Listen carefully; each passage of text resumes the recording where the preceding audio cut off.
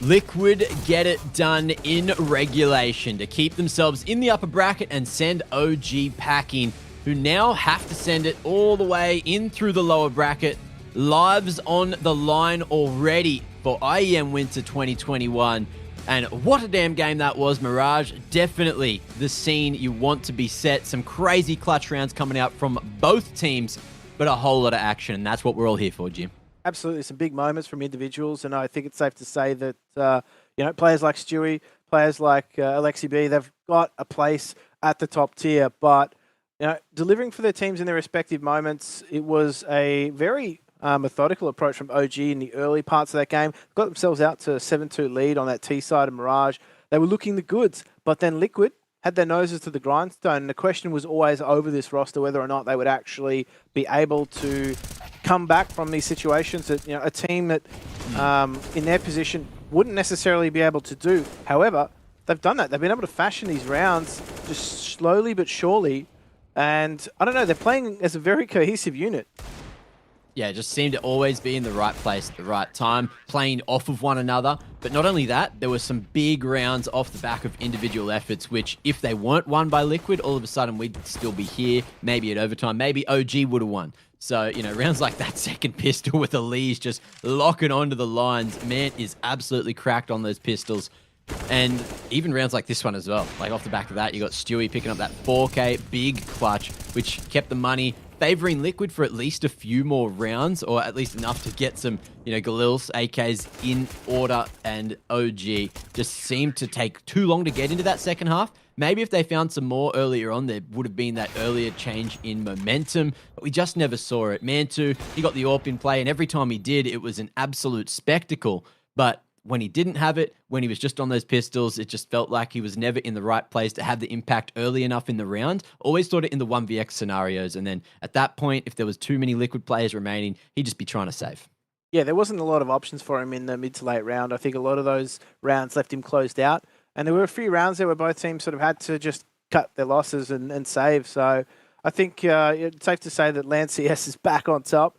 Both of these two teams have got, I guess, for OG, it was about blowing out the cobwebs. Remember, they haven't played an official in 6 weeks. But then to come back and lose to a Liquid roster that has had a lot of question marks over their head, probably not the comeback that they wanted. But you're right in saying that they've got a lower bracket run that could potentially be made. It's best of threes from them from here on out. So there's a lot of chances for them, a lot of bites of the cherry. And they're going to be disappointed with the best of one loss, but that's not the end of the world. That being said, look, Mirage, it really separates who's playing better on the day. It does allow those individual efforts to shine through. And that's definitely what we saw coming out from multiple people on those teams. Now, I guess, if you do have the upper bracket sort of ready, I feel like it's going to be rough because when we had a look at how this bracket was running before, sorry, let me just grab it up. The winner of this goes on to play the winner of the G2 Tyloo game, which looks like was G2 16-13. So Tyloo actually really taking it to G2 in the other game as well. So bringing up Group A, you can have a look there. It's going to be G2 and Team Liquid in the upper bracket. And that's all the first games done for Group A here, Jim. So anything striking your eyes? Astralis and MOUZ playing off in the lower bracket. That's a rough one for both of those two teams. Obviously, massive underperformance from Astralis's high standards, but they're not the team that we're used to. So I think it's starting to set in there. Obviously, a massive win for NIP, but we saw Vitality earlier on, and they were another team that's, I guess, in a similar situation to Astralis and Liquid. But they're performing really well. They're actually doing really well at this point. So they've managed to break out of that mold that we're expecting from teams that have question marks over their head.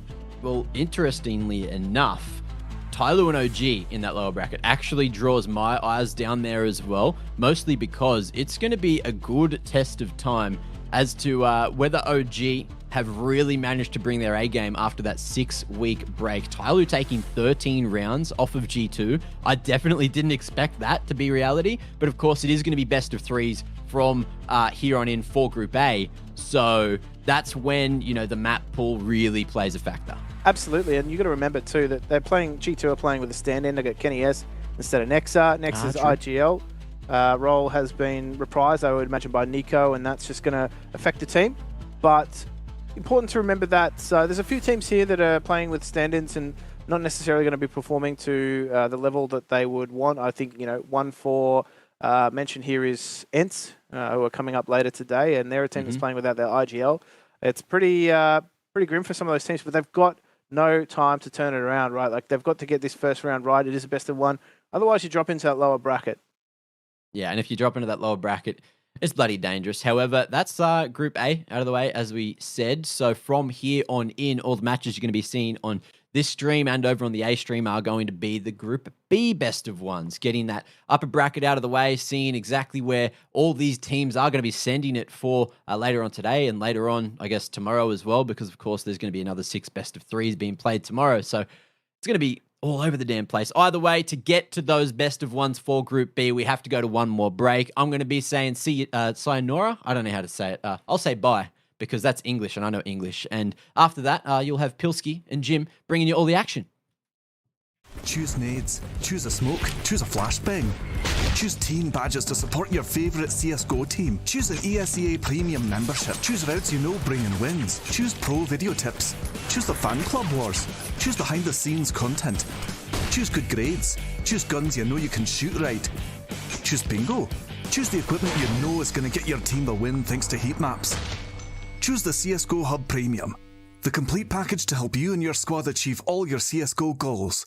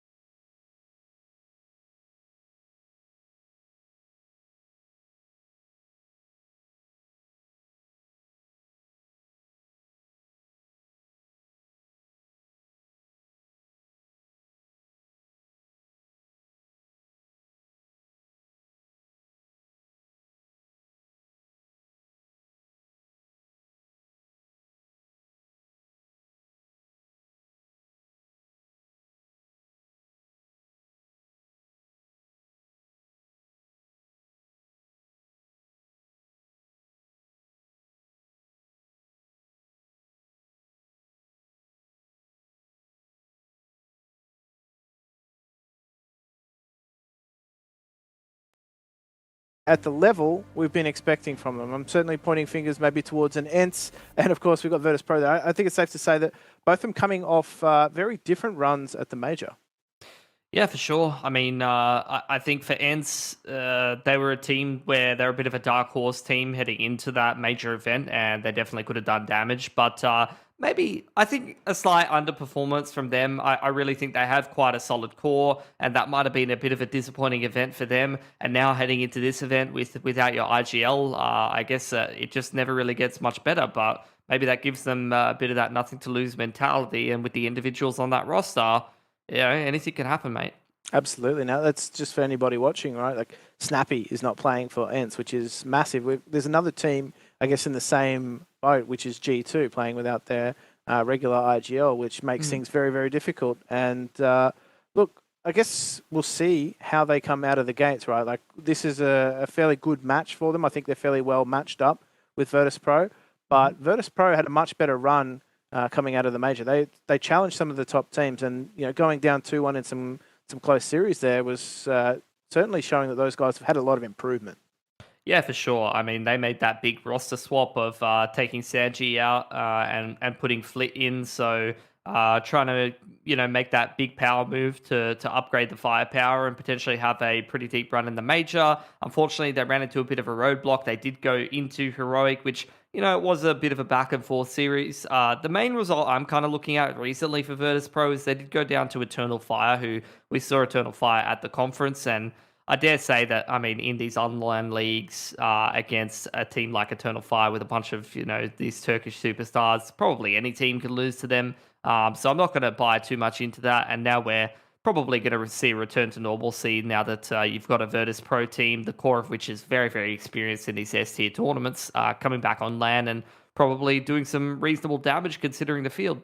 Absolutely. Now, in terms of like the standouts for both these two teams, I think it's safe to say that James needs no introduction in terms of that AWP. But for those that may be not familiar with ENCE, they've had some roster changes throughout the year, and even heading into this, right, like they've had to make a change and have a stand-in. Can you take us to that roster a little bit?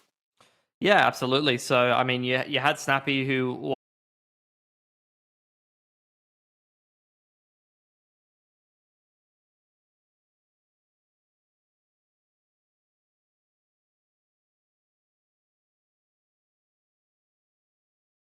even recently in the conference we saw, was it Nertz, I think it was, on Endpoint, who was pretty serviceable as well.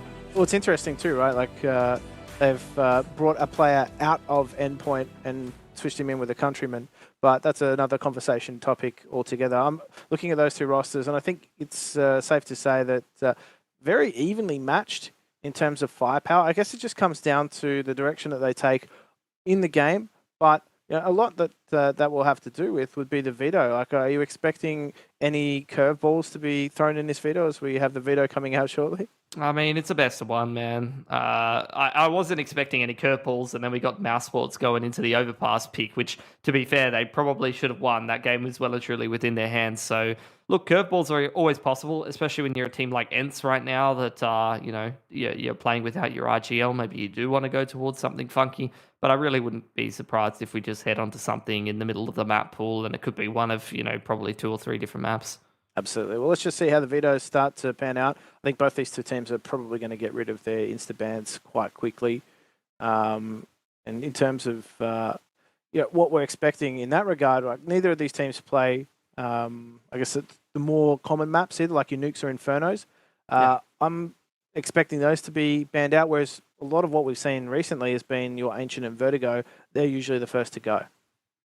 Yeah, I mean, we'll see if they're going to be removing the fringe of the map pool. Both of these teams getting a fair few rips in on Overpass. You've also got the Dust 2 being a possibility. I mean, we just saw a map go towards Mirage. Mirage is the ultimate BO1 territory that we're used to, right? So, yeah, you're right. Inferno and Nuke get taken out of the equation. Those are the perma bans for both of these teams. where VP getting the middle of the map pool taken out, whereas ENCE are going towards the edge of the map pool. So it kind of shows the two approaches that both of these teams are taking. VP, they want to take away that pug potentially away from a team like ENCE that's playing without their RGL that might lack a little bit of that structure. They want to go towards the more tactical maps and the edge of the map pool, whereas it's the opposite story for a team like ENCE. They're getting rid of the overpass, they're getting rid of the vertigo if possible, and then we go on to Ancient, which will be an interesting one for sure. Yeah, both of these two teams, I wouldn't say have impressive statistics on Ancient in terms of their maps played. I mean, Virtus.pro only have a 33% win rate on 6 maps played, so that's not necessarily a lot to write home about, but neither do ENCE. However, they have 8 reps on it, so they're a little bit more willing to play it. And I think you're definitely right in hitting the mark in Virtus.pro, maybe thinking that they can go towards these maps that require a little bit more of that input from the IGL, which is the massive notable absence from ENCE. Yeah, for sure. I mean, the good news for VP, if there is any, looking at the Ancient pick, is their last 2 results from PGL. They did win both of those last 2 maps against some pretty decent, serviceable opponents. They took a win on Ancient versus both Heroic and FaZe, which I dare say, even though those were close games, is probably good enough to get the job done against a mishmash of an ENCE squad without their RGL. So you'd be backing them in this best of 1, even though the record before those 2 victories doesn't look too promising. However, for the boys on ENCE, look, they took their last 2 in DreamHack Open November, although that was quite a while ago. You know, a couple of teams a little bit light on the officials as of late, but it wasn't over the same tier of opponent as a Heroic or a FaZe, Jim. Absolutely not. However, this is our Group B matchup between ENCE and Virtus.pro, and one of these teams will be either sending themselves into the upper bracket and commencing best of 3s, or just trying to fight for their tournament lifeline as they head into the lower bracket. Of course, the first round of matches here at IEM Winter are all best of 1, so it is a bit do or die, Pilski, as we head on into Ancient. Oh, it can definitely take a world of pressure off your shoulders. Just make your way into the upper bracket off a best of 1 victory. But ENCE, here's where they're already going to be tested. No IGL on the T side. Let's see how their structure does for them as we head into the first pistol. VP stacked pretty heavily over towards this A site. I think it's just going to be Buster to play retake on B for the time being. He's just have a little bit of a spot towards ramp as the duel does ensue into middle. Yakinda and D-Hart playing a bit of cat and mouse. Yeah, that's it. But Yakinda not backing down from that one. And as such, I mean, the B-side XE is going to come in. It is a retake setup for VP, so they're just looking for kills through the smoke or on the retake angles. Well, you don't want to face through that. ENCE are making this work in their favour. Now they're going to group up through quad, and they're going to push all the way through. That smoke just separates the CTs from being able to retake, and they have been pushed even further out of this bomb site. Yeah, beautiful from ENCE. Nice little smoke execute. They did give those angles over to the CTs, but the flash coverage as well as the spacing and the duels taken from ENCE quite comfortably and confidently does find them the openers that they needed and a very, very convincing pistol. So that's going to start their T-side campaign off beautifully. As for VP, they're looking to save this light armor. Can definitely help your second round forces if you already start with the Kevlar. Plus, if they didn't take any points of damage, that's going to be a very cheap upgrade into the head armor. Fantastic start for ENCE. And for those of you that are wondering, we are definitely not Harry and Hugo. Oh boy, it troubles me. Some people that can't tell the difference between an Australian accent and a British accent, but you know what? It's fine, guys. I guess we'll, at one point or another, you know, convicts on boats, something history. I don't bloody know, mate. Just lean into it, mate. Oh yeah. I can't do a British accent, but it's fine. We'll leave it. We'll leave it there for sure. Yeah, terrible accents. Terrible. But forced by in from VP. Yakinda nets the first with spam with the CZ. He wallbanged him with a CZ. That's ludicrous. Oh, he's going to go for a second here. Doto falls to that CZ. Yakinda's already found great return on investment. And there's no chance for a trade. Yeah. Look, he's not stopping. I mean, it's classic Yakinda, isn't it? Re-aggression. Even thinking about sitting inside of zone smoke. In the meanwhile, Buster has found that pick towards the ramp. It's all falling apart for ENCE. who have to try and recover a 2-on-5, but D has done quite well to take Buster out of the equation.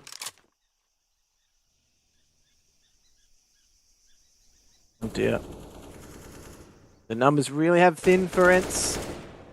These are the sort of situations where you don't necessarily need an IGL to get you out of the mid-round situation, but Yukinda, is he going to get another with this CZ? He does.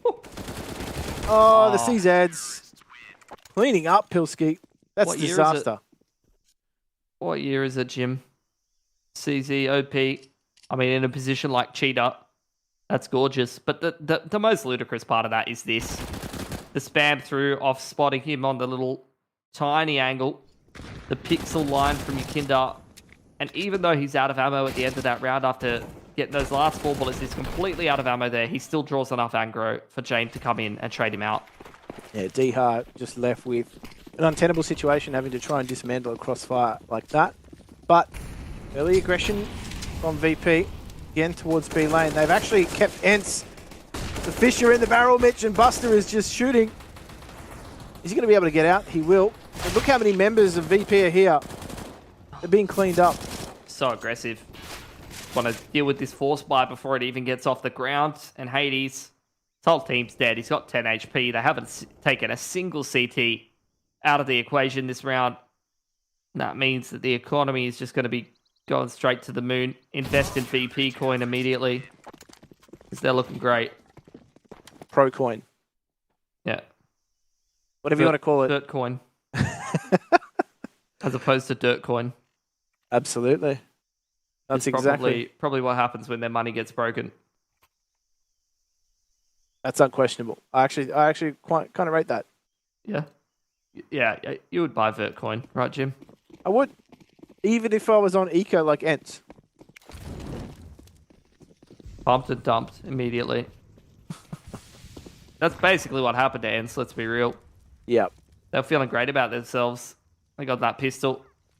And we're already in a very different game. Molotov just stopping the rest off. ENCE from helping Dota. So they've just been zoned off. Ginder, a pop flash, that one flash that ENCE had. It's not netting any results. And they brought pea shooters to a gunfight. I mean, you could say from personal experience just how demoralizing it is to get wiped out on the anti-force like that and then just kind of get bullied on the anti-eco. These rounds go by like nothing, 10, 15 seconds. You know, if you get wiped in this first gun round pretty quickly, like this game is going to start to feel like it's spiraling out of control. Certainly don't want that to get out of hand too early on, but this is the big test. This is the gun round for ENCE. So again, I wanted to see what their T-side protocols were. Just that early smoke in mid. No push from it whatsoever. Yukinda goes on a stroll. Oh, Adam very nearly loses his life through that spam. So we've lost numbers early on here, VP. Yeah. Wondering how they play this man down situation. As ENCE set up for a bit of a play towards B where they found the initial pick. They progress into Cheetah. Molotov to create a little bit more space for them. As VP fortify the site. Buster going aggressive. He's found a perfect time towards ramp. No one's got their bloody gun out. Spinx is able to trade quite nicely. And with D-Hart exploring the A side of the map, that's a contingency plan open for ENCE that they potentially need here. It's going to have to be quick rotate though. That smoke will come in. 2B. So that's just going to keep VP on this B bomb site. In fact, it's even going to pull the rotator off. Surprised not to see the continuation of a push from D-Hart on the A bomb site. Bomb is going though. Yeah, that's beautiful from ENCE. Pulling all of the rotates, limiting the risk as much as possible. Issue being that Spinx is the only one with the smoke. So if you want to block off some of these longer angles of sight, take the AWP out of the equation, it's going to be a little bit more difficult going forward, but they put the smoke in the right position. And VP, having kicked off this round with at least one FAMAS, are quite happy, considering the state of their economy, to just save over. See if they can find any exits, continue to damage that T-side economy wouldn't be too bad, so Chame's going to post up on the AWP. But for the most part, I think it's in both teams' interest to avoid fights at this stage of the game. Hence, they want to try to build up their economy if possible. As for VP, it's still early days. The CT side economy is a fickle mistress, that's for sure. So don't want to be chancing yourself too much. Don't want to get overconfident, but you can just see they're not pressing on once they've got their exit secured. And you're right. I guess the carrot is dangled in front of VP. They could have potentially gone on to push for some further weapons, but they've built such a strong economy already early on in the match. They don't want to necessarily risk that, going to take guns out of a T-side economy that, I don't know, gets buffed pretty regularly anyway. They're not necessarily going to have a net return from that worth pushing early on and maybe risking their own economy in future rounds. Spam through from Buster in combination with the aggression from Yekindar is going to be so annoying to deal with. But not going to be a factor as much in this round. Yekindar still considering that push towards Cheetah, but the Molotov has already kept him back in towards cave side. Spam through from Buster yet again. But ENCE haven't been troubled by this Cheetah map control this time around. They have been able to secure that quite nicely, and D-Heart with the pick over towards the A side is just going to put VP kind of into panic mode. They're losing picks right and left. ENCE are going fantastic in this gun round. It just opens up that A-bomb site, but more importantly, pulls the rotator off. So back to a 3v4, 3v5, and, well, Buster, James, just tense moments for them in this B-bomb site. They're about to be pincered and pretty hard. Don't mind the aggression from Buster. Trying to take matters into his own hands. Surely ENCE are going to be ready for that, but there are timings where something like this can work. Spam comes through. Hades with the jump spot, though, does check him. And surely the trade potential's there. Forget about a trade. It's another duel won by an ENCE rifler. And now, James, all alone, flit spotted mid. And with D-Heart coming through on the flank, I mean, he doesn't even get a chance to shoot. Nothing could go wrong for ENCE in this gun round. It's a clean one. A chance for their money to build. And Flit, he gets the one exit, but it's in his best interest to try and save this rifle if possible. He's doing some nice damage to the economy, though. Nothing on offer for him in terms of the round, but we questioned what the protocols would be for ENCE, whether or not they'd be able to work a T side, especially on Mirage. And so far, they've been able to wrangle the cats and herd them all into that B-bomb site. I thought for a moment there was a chance for this A rotation from Flit to do some damage. He was obviously going very slowly, though. Didn't have a lot of information. There was also there's some brakes being pumped over at the B-bomb site. ENCE had bomb sites around it, but they just pumped the brakes and caused that moment of doubt in both James and Buster to not necessarily call for a faster rotation. No doubt. Yeah, just good fundamentals out of ENCE being shown. And D-Heart has been doing a very, very good job as this wing player on the T side.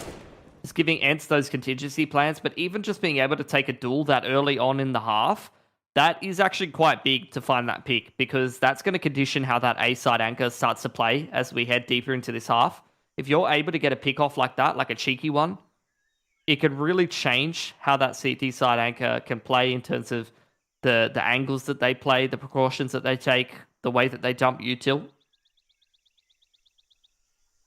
Definitely changes the game.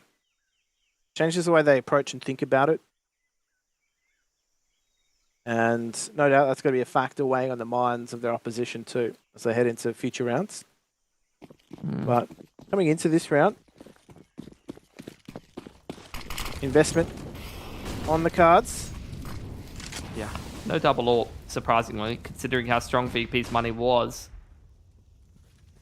And this time, two-man setup in towards Donut. Yakindar's in Cheetah, so that's been a big win condition for VP so far. But ENCE changing things up. They're working the B side of the map quite regularly, but this time, creeping out of A. Unpunished by James. Surprising to see him miss a shot like that. An absolute sitter for the man. And Mater's just opened up the site beautifully. Flit still in Donut and actually given himself a 2K. But Hades on that long angular site further extends the advantage for ENCE, who end up in a 3-on-1. And it seems like they could do no wrong these last couple of gun rounds, Jim. Just been so much better in the gun rounds, you're right. They've almost had this sixth sense as to what VP are doing. They've been able to just make those adjustments. I like that call, just to no frills, head towards A on a round like this. And that being said, though, you don't normally see James miss a shot like that. And that's the one that opens up onto that A bomb site. So unfortunate for VP. I mean, that's that conditioning coming in where you see D-Hard go and take that duel towards A long. You post the AWPer up, you go, that should be a freebie. That should be a free pick. And actually, ENCE, it's not the individual player going for the pick over on that part of the map. It is the three-man contact, but that's a kill that Maiden should never be getting. And actually, the fact that he finds that opener is quite ludicrous because it's not only that frag where it ends. He actually goes on to 3K that round. Chain reaction. All pertained, though. And that's all they've got. Back on their CZs for VP. Proven to be quite effective, but so has this early A presence from ENCE. And they're going straight back into it. They're not messing around. Smokes will come in. And that's just going to lock VP out momentarily. However, sitting on the other side of those smokes is a pain train. Game on the AWP. Giving a win condition to a VP team that don't have a whole lot to work with. The pistols around it all can always be a recipe for success. And worst case scenario, well, it's James. I think you can put the rest together yourself.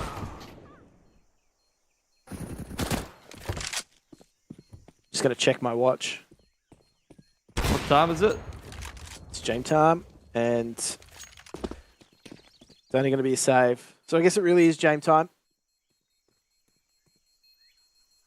Might be an exit on offer here for Kick It, but unfortunately, he's just going to have to kick it in donut.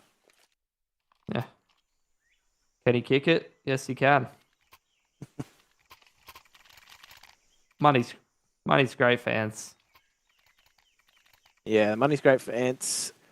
Might be a little bit dry, though, for Virtus.pro. But we know all about dry, don't we, Pilsky? Mostly in terms of the humour. Absolutely. The desert out here. But also in other ways, which are not really broadcast friendly. So we'll leave it and just watch this sick run boost from VP. Oh. No, the smoke. Fix the smoke, please. You can't put out the molly. And James just lost 70 HP to a molly. Hades all the way deep in Donut, in Cheetah rather, setting himself up on that AWP line. He's just creeping through cave. Maiden's actually the one to take first contact here. No noise has been made by ENCE. But Buster, unfortunately, not off the line. And the stand-in for ENCE is having so much impact. Maiden has had so many bloody entries this half. Yeah, they're giving him so much to work with as well. And quite clearly a lot of freedom. So, retake being staged here by VP, but with Yukinder and James low, I do not like their chances, and they are just going to save. No real surprise here, Pilsky, as well, ENCE very decisive on that T side. It's starting to get out of hand here for VP. Or maybe going on to Ancient. May have played into their hands with that, lack of in-game leadership from ENCE. But they've turned it around. ENCE obviously had the better win percentage. A 50% win percentage might have been slightly lower by the fact that they don't have their IGL. Not proving to be the case, though. Their T-side's looking quite healthy. Absolutely. It's been great to watch ENCE at the moment. Obviously, helps when D-Hard's finding a whole lot of success on the wings, whether it's just finding the info or being able to find the picks. But most of all, it's been Madden on the stand-in. He's been the big impact player for ENCE, actually. He's found so many entries. He's found a couple of multi-frags as well in these gun rounds. And he's really setting up for ENCE for success. The rest of the team able to come through and follow him in. And, I mean, he's, again, just taking initiative, but this time shut down. So how much success will ENCE have now that they've lost that first pick and so far in this half, their most impactful player? Well, Doto's done so much damage to James for that spam. Oh, Yukinder. We're going to find the timing on him regardless. He had that utility out at the worst possible moment. And that has just pushed ENCE into this faster approach towards the A bomb site, but it's just been halted momentarily. Spinks has got his work cut out for him. Does find the timing, but Yukinder on the trade from bottom middle, all the way from downtown. Man's pushed straight through Cheetah yet again. And it's all on Hades. And I think that seems to be the key for VP. You shut down Madden. Yeah, and the rest of ENCE kind of crumble beneath that, at least for the time being. Without that entry or that pressure being created on the other part of the map, it's harder for D-Hard to find impact as well. That is disgusting from James. Oh, he's just sent Hades into the underworld. Oh, God. He was sitting in that temple, making some kind of a ritual happen. It seems to have worked. So VP, they pick themselves up another round, and they're starting to chip down the T-side economy of ENCE, giving themselves a big in back into this game, especially with a clean round like that, Jim. That's going to really settle their money. Look at that, 3+K almost on all of their players. James got a healthy bank. That's a recipe for success. Aggression straight down middle. The layering of that utility from both teams, just taking Spinks out of the equation, and that's another man advantage for VP, who are playing retake on this A site. Jane posted deep on that line. It's a freebie for him, or it should have been. No. You saw it in the player camp, Jim. A little frustrated with that miss, but he's making up for it now.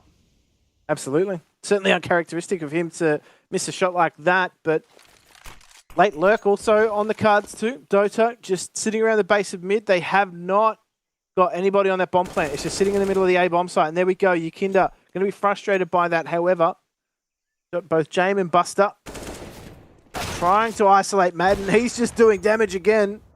Jame now has to hit 2 crisp shots, and Hades is posted on the line. Nothing on offer for VP. That's a frustrating round. That was an opportunity to break ENCE's money, but they passed the test with flying colors, despite the fact that they lose the man advantage that round. And again, that's the second shot that Jame has missed on the players creeping out that A temple. And it's not like those have been hard shots, you know. Those have been pretty rudimentary shots for an AWPer of James' level. No utility is being thrown at him to push him off the line. There's no flashes. There's no smokes onto it. Should just be free pickings for him. Look at this. Very quick up the ramp, but so much utility damage being taken there by ENCE as they try to get the space in, and Buster just spams the whole team through the smoke. D is right there as well. Surely it's a 4K for this man. Oh, that grenade just set things up so nicely. The Molotov is just going to split Hades away, so no trade potential here. He's going to isolate the jewel. He can't get it done, though. Running out of bullets. D-Hart is still alive, but 4 versus 2. The chances in this round are going to hinge on the fact as to whether D-Hart can do a lot of damage, and that's been answered. Flit finds him. Hades could do some damage to this TT economy, but it is put to rest by Jame. It's a good round from VP. ENCE taking so much utility damage trying to take position early.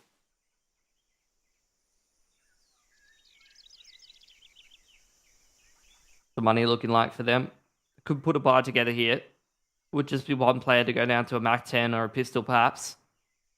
As ENCE take a timeout and have a bit of a chat about how they can stay competitive in this half. Because the pendulum's starting to swing back the other way. VP, that was a good round for them to pick up. They've been steadying their money over time. That's one of the great things about this VP roster that you've seen in most situations, is that they're very responsible with their money. You know, it is a bit of a meme, obviously. But they often just set themselves up for success and for strong halves and play the good economic game, while still giving themselves outs. You know, having those hero AWPs and hero weaponries from time to time that they often just save over quite responsibly. Here's the buy up though. I was saying it before. ENCE down onto that MAC-10, but 4 rifles across the board. James so quickly down middle. The run boost is beautiful, but it's another miss. Oh, they were ready for it though, ENCE. Madden once again striking. Going to stream out into mid to Flit. Chooses not to take that fight and will pull back. But he's just gone 1 for 1, and that is going to open up A nicely for ENCE. Should they choose to take it? No smokes are going to suggest that they will. Yeah. A lot of pressure on Kick It. He's trying to buy time for the team to come in. He's chosen a beautiful time to peek out in towards Donut side and just fades away into the temple of smoke. Meanwhile, Yukinda straight through another smoke. Gets 1 for 1. Spinks doing work with the AWP. Switching out for the AK, but Kid Kurt's really the hero of this round. Just completely annihilating ENCE from that temple. And he's beautifully just lined up every single angle. You could just see the way he's moving around. Just AD, isolating the angles, ready to counter strafe, and the crosshair placement just totally on point. Exactly how you want your side anchor player to play. Playing for the picks, playing around the utility perfectly. Just about survivability, really. That's exactly the way he plays it. And he'll take all of the kills as well, if he can get them. Cool, calm, collected, and clinical.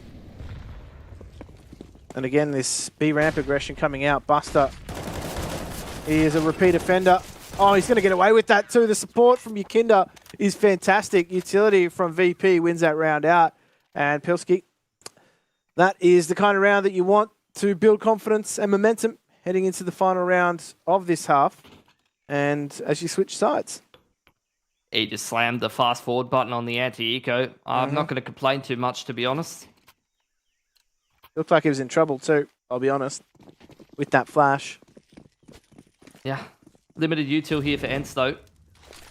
We'll see how they navigate this last gun round of the half. We'll split the difference between these two teams. A lot of the util initially invested over towards this B side of the map to try to take some map control for ENCE. Double mollies invested from VP. And you can see ENCE just burning a little bit more utility. They're really anticipating that aggression out of VP because they've been conditioned to do so. But VP, they just throw the mollies and sit back on the B site. And they've got Jame posted up in cheater. So we get this mid-round re-aggression between Jame and Yakinda. As soon as ENCE have just spent an extra 20 or 30 seconds clearing out this part of the map, then they walk into the ult. It's a wonderful surprise when that happened, but it's burning down the clock here. ENCE and VP, they are steadfast in the way that they are holding this site. Just still maintaining numbers over towards Cave, and Buster again. Very lucky not to be put to pieces there. Hades does take the challenge and starting to work that crossfire here as kick it. Oh, that's such powerful information. And he goes 1 for 2. That is a great way for Virtus.pro to round out the half here against ENCE. Don't go anywhere. Half number 2 is coming up after the break.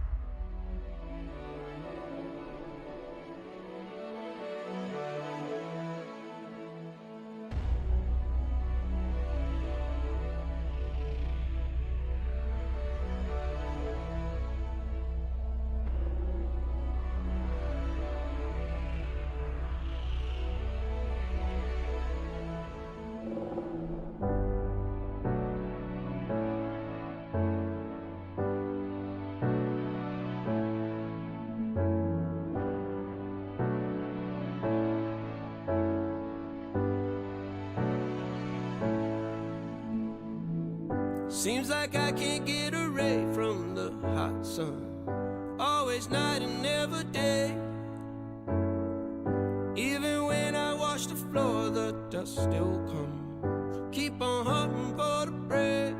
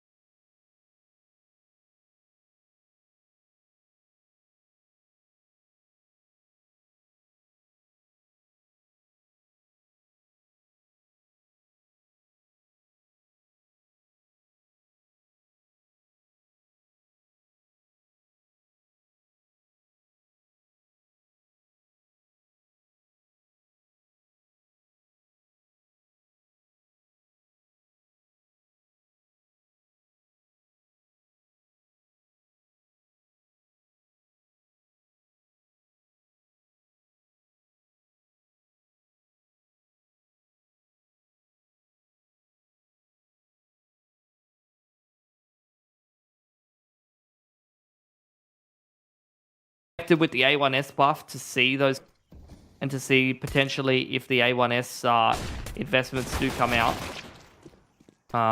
Potentially the AK forced to lose some popularity and then move back towards the Deagle chipping damage. But we do see the Hero AK come out, and it's going to just get absolutely domed.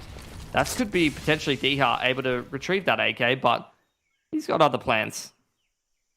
There's a waiting pair of arms across the other side of that smoke there. There's both... Oh, here we go. Flash into the smoke to retrieve that weapon. Oh, it's just going to line up for Dihar. Again, he gets the AK anyway. So, daylight robbery. James, well, P250 at a dream, and dreams are free, Mac. P250. About $300. Yeah. Not exactly free. But 5 alive for ENCE. So that round was as close to free as it gets going up against the pistols when you get the Hero AK out of the equation nice and early on. Now VP, first gun round for them. Plenty of work to do for both teams in this half, but at least ENCE have got the better end of the economy. At least for now. Looking like a pretty straightforward one here for VP, Jim. Heading straight towards A. Not a whole lot of utility on offer, and they're going to invest the majority of it just getting into this site. A lot of work to be done here from Dihar. Just going to play that off angle too. Cleans up Kickit, who cops some early grenade damage, and smokes are going to rain in as they try and fight their way in. Now VP, this is an awkward stance because ENCE are getting in front of those smokes. Oh, Doto and Spinks just combining nicely to deny entry. And Flit and Yakinda have to rethink their approach. Bomb is in those A-holes, but Yakinda has a wealth of room over at B. And no surprise, given the big commitment from VP in trying to take that A-bomb site. Big rotation from ENCE. Yeah, 2-on-5. Going to be quite a difficult prospect, especially because first contact is likely going to be with the P250. And Flit still taking his time moving through the map. Wants to try to ensure he's not going to get picked across into the site. Going to plant nice and safe, but an open plant gives them more potential to win a round like this. And I like the aggression on Flit. They're both going to try to take the duels towards CT spawn here.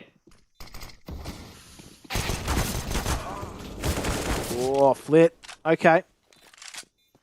This round might still have some life in it yet. Going to try and play the time. The reposition coming through. I don't think he's going to have the HP to deal with those duels. Oh, they haven't actually got on the bomb yet. And now he's on a 1 versus 1. Spink should be able to rescue that, but that is a very expensive round. That's going to come down to the wire, actually. He does get it. Tense moments, just a fraction of a second more, Pilski. And that would have been one of the most intense 2v5s in a while. Still work done, though, from VP. They completely break the economy of ENCE for the most part, except for Spinks, who's got the 6k in the bank. And the bomb plant does actually open the avenue of buying up into this round for VP. Would definitely have to be a pretty low util buy, but if they can get it across the line with ENCE on the 1400 loss bonus, that's where you could definitely see the money get broken for at least 4 of the players outside of Sphinx. And they're going to try to take advantage of that opportunity they created. That's a carrot being dangled in front of them, right? Like the opportunity to just break that economy. I mean, even if they don't, as long as they take 3 guns off the CTs in a round like this, and then they can go for a half buy, it's just about damage over time to the economy and keeping things competitive until you can put together a convincing enough buy to where you can take advantage of all that damage over time. Not much utility on offer for VP in a round like this, and they invest most of their grenades in the first 15-20 seconds of the round, just running the standard sort of default map control protocols. Smoke to top mid, smoke to donut as well. Flit's actually the main man with utility, and he's just going to take a fight and die with a full belt of nades. So that's definitely not ideal, and all VP have to work with is just rifles and a smoke, so not going to be too much nuance to a round like this. in the 4-on-5. They really very much must go and take some duels and try to get things back in their favor. Slow and steady. Going to win the race here. Buster gets spotted out, so VP are going to try and work with that mid position that they do have. Spinks overcommits, and he's put into the dirt by James. So that opens up a channel now for VP to really just start to pick away at CT rotations. Now, A is under a great deal of threat here, Pilski. Yeah. Yakinda's just cutting the map in half. Even on 25 HP, you can see him creating pressure for the rest of the squad. That's pulling the rotation of Hades back into spawn. That means that AWP is not really minding A right now. It's just Dihar playing retake. This is where VP, they could get into the site, get that critical entry. All the difference could be made. But Dihar dancing around the temple perfectly. Flashes for himself. Buster takes Hades out in the meanwhile, though. And now they're trying to isolate that duel onto Dihar. They do take him out. So VP, they've done very well to put this into a 2-on-2. And Buster just further extending that advantage. Oh, the big spray commitment there from Madden. Couldn't find James. And you're right, Pilski, that money is looking worse for wear on ENCE. They are on the back foot. They've got to do some talking. That's what they want to do, but they're not going to take the tactical timeout to do so. You can see that big investment coming from Virtus.pro has a flow-on effect into these future rounds. And oh, okay, ENCE, they're going to fashion a Whitlam sampler of a buy. They're going to try and make this work. Yeah, they're all going to regress into middle. And again, they've done a pretty good job of finding that pick quite routinely towards bottom mid after Molotoving out that position. Big Pete must recover another 4-on-5. They've got a pretty significant weaponry advantage for the most part. And Jane putting that to great use. Please out, Cheetah. A beautiful 2K from that man to just flip this round on his head. And now ENCE kind of scrambling into position. Are they going to scramble in time, though? And right there is the bomb will arrive on that bomb site. Going to take it the long way. Take it through cave. So they're going to make that dangerous cross into the bomb site. I suspect. Okay, that's a lot of damage done to Buster through that smoke. So Virtus.pro going to opt to go for this B bomb site plant. Late lurk through mid is not going to be effective. And saves coming out. It's just the Mac 10. But, well, got a bit more dangerous. Finds the AK. Knew that was around there somewhere from when Yukindar died earlier. And VP, not much incentive to hunt, really. Their money is pretty woeful.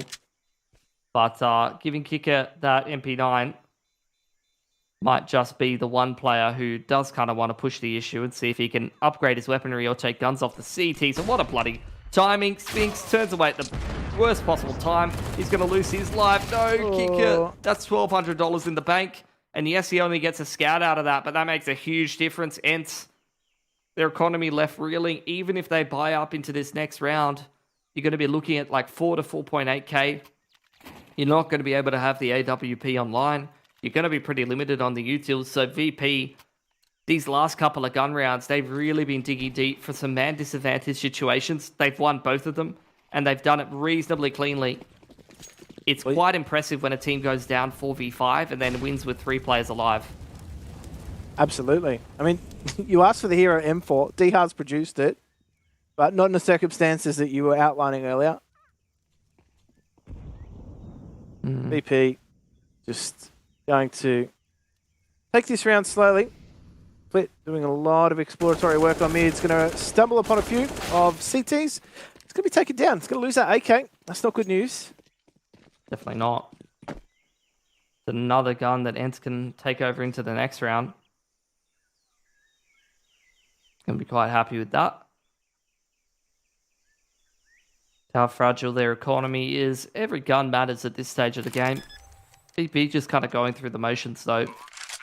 They know they're in control of this game, and they certainly know how to close it. One of these teams where their pacing on this T side can be very frustrating to play against, and if your communication and your synergy is not on point, i.e., for example, if you're playing with a stand-in, then you might not be able to deal with it.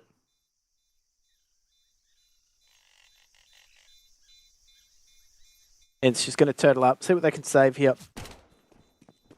Those 2 rifles are the prized possession.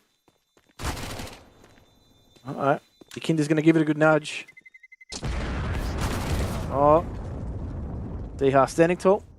No real threat incoming. And, well, ENCE will save those 2 weapons over. As we said, that's exactly what the CT side need to do, is just consolidate their own economy heading into these last few rounds. And what feels like it's been a one-sided matchup, scoreline's certainly a lot closer, at least when in this second half. Felt as though Virtus.pro have certainly had the upper hand, but ENCE just keep notching these rounds up, saving these weapons. It's good economy management under pressure. Yeah. Issue is, I feel like VP, the individuals are starting to fire a little bit more consistently. Madden's been a bit more quiet on the CT side compared to some of his big impact plays on that T side. We need to see some more individual brilliance out of ENCE.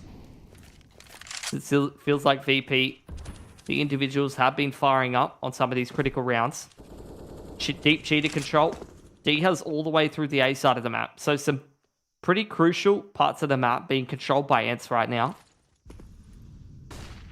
If they can leverage that to a round victory, because VP is very much working middle, which is going to be worrisome for the CT side. They don't have a whole lot of information about what's happening in the middle part of the map, but they do have some control of the extremities at least, Jim. Absolutely critical for them. Now Buster, just looking for that opening entry. Smoke will come in. He's going to force a rotation or movement from Doto. Nope, he's just going to stand still. I mean, let Buster in. That is just classic VP, isn't it? Absolutely. Single smoke comes out onto B. You get entryed on B. You get entryed on A within the space of 2 seconds at the same time, and they've still got the player covering cheater. Like, ENCE are basically sitting there. They know they have that cheater control. They know how they have that A side of the map control. And in the second, your round is entirely dismantled. All of the little things you were worrying about, holding cheater, holding that A side of the map, you know, you're communicating to each other. X and Y is dirty. And you got to be careful of, you know, the donut creep and all these kind of things, or push up B ramp. And all of the things you're worried about end up being your undoing. BP, another big gun round from them. And this is where ENCE at 10 to 12, with not a whole lot of money behind them, have a whole lot of work to do, Jim, because VP are really starting to get rolling. Their economy's established, and it feels like they're the ones taking initiative in this game. They're being very assertive on this T side and playing their, you know, style that they're very comfortable with. And ENCE has to find an answer to that. It's interesting to see them force buy into a round like this, though, when they have that full loss bonus. I thought they would probably take the single save, right? It's a big decision to make, right? 80's on that at all. Seeing if he can make an impact. But then you've got Dihar and Madden on Bamus and P250, and then Doto just stuck on that Deagle. So a lot of work to be done here. Big presence towards mid and B early on. Hoping they can catch one out. Flit goes 1 for 1. And it's a re-aggression that they have to watch out here for ENCE. Frog utility into cheater. Kindar takes a pretty critical part of the map there. Buster looking to sit inside of the smoker, maybe creep up ramp and open up the round like he did previously. AWP over towards the A side of the map. Not going to see a whole lot of action. Molotov just flushes Madden out, and VP just further extending their advantage. Just constricting the CT side. All of the utilities just forcing the CTs into bad duels that they don't really want to be taking. Buster is the recipient of most of those rotations. He seemingly had at least 2 CTs straight into his open arms. Now Kicker is going to try and cut the rotation, harass it. So ENCE are in a really awkward position right now. D-Hub has to get out of there.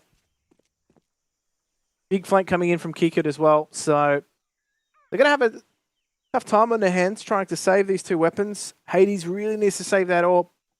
Opportunity for big impact in future rounds, but falls here.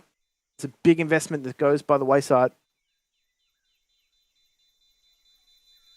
All right. Well, Kicker applying the pressure. Wants to take the AWP out of Hades' hands if he can. Flash is beautiful from Yakinda. Sets him up for success, and that AWP gets lost as a result. ENCE now... Look, that could have been a save through from there. That one gun difference being saved over actually makes a difference between a convincing buy and not having a convincing buy. Just that one extra A1S being saved over and the AWP. And Buster has just had such a fantastic strike rate creeping up ramp. He really has... It's one of those situations where you know he's coming, you just don't know when he's coming and in what circumstance. Yeah, he just stands and delivers. It really has been a thorn in the side for ENCE. They cannot take their eye off the B ramp. They either have to commit utility to stopping his progression or have to take those fights. And that's exactly what the situation they don't want. He's just gone straight on in. He's going to put pressure here on Spinks, who only has a deagle. So it's only a matter of time before he falls. And that is as easy as you like for VP. So they just run their way through that round straight into the meat grinder for ENCE. And now this is a critical round for them. Big investment once again. Loss bonus is certainly much better. But if you're ENCE right now, this is where they're going to just get themselves centered, get themselves settled. I don't want this one to run away from them. Yeah, Buster. It's being the spearhead of a great VP T side right now. Just effective in that role on multiple different kinds of rounds. Either he's the entry for the boys going very quickly into that B site, or he's an aggressive lurk, just applying pressure so that space can be found elsewhere by the rest of VP. And you never know what you're going up against. Buster going up ramp, and you don't know if there's 3 or 4 of the boys behind him or elsewhere. It's frustrating to play against. Certainly doesn't make it easy for a team that is struggling without an IGL in this match. Yeah, I feel like they've almost had more luck on the T side because they can be assertive and they can pick and choose where they want to be going. But on the CT side, it feels like things have kind of fell apart, where you need the synergy between players. You need the IGL to be able to adjust setups and respond accordingly to what the other team's throwing at you. There just hasn't really been very much synergy at all from ENCE, it's felt like. Yeah, definitely thought they were going to be more on struggle street on that the T side, but the stand-in Madden was playing with a lot of freedom and was able to find them some openers that were very handy in fashioning some rounds. He's kind of the standout in the opening half, but gone quite quiet since. Very, very fast contest towards middle, and it feels like ENCE have won that opener more times than not, but Kinder doing what he does best. Dives through the smoke. He finds a 3K on 16 HP. And a round that was going okay for ENCE is very quickly now falling by the wayside. Kick it. Punish running out 8. Trying to find where these last players are coming from. And ENCE have given away their positions, even though they have evened up the 2-on-2. This will now give VP the opportunity to just set themselves up in a post plan on B on their own terms. And Molotov will just lock things down for the moment. However, it has been beaten out here by Doto. He's just going to tank it momentarily and actually catches Buster out now. So they have to find out where James is, and with that flank coming in, James either has to make some quick decisions or be flanked just like that. So a round much needed for ENCE. They do take a lot of losses, though, in that economy, in winning it. So still not in healthy shape. Still not able to build themselves round money coming into the pointy end of this game, Pilski. And I don't know, it just feels as though Virtus.pro are posturing for a decisive few rounds, particularly if that CT economy does break. What a bloody transfer. Seen some great transfers today. That's another one of them. The one from Apex in the opening game of the day was absolutely fantastic as well. ENCE, another gun round in front of them. This time a double AWP could be a bit of a change-up that they perhaps need at this point. Especially because you're seeing Dodo post up towards ramp, where Buster has been pestering the CT side time and time again. Double smoke to top mid from VP. Maybe not the best use of utility that they were looking for.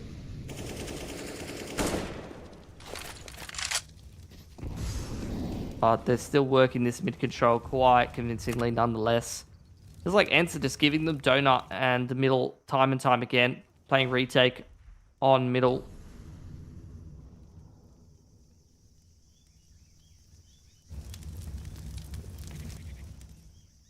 Just pumping the brakes, no, in this mid round.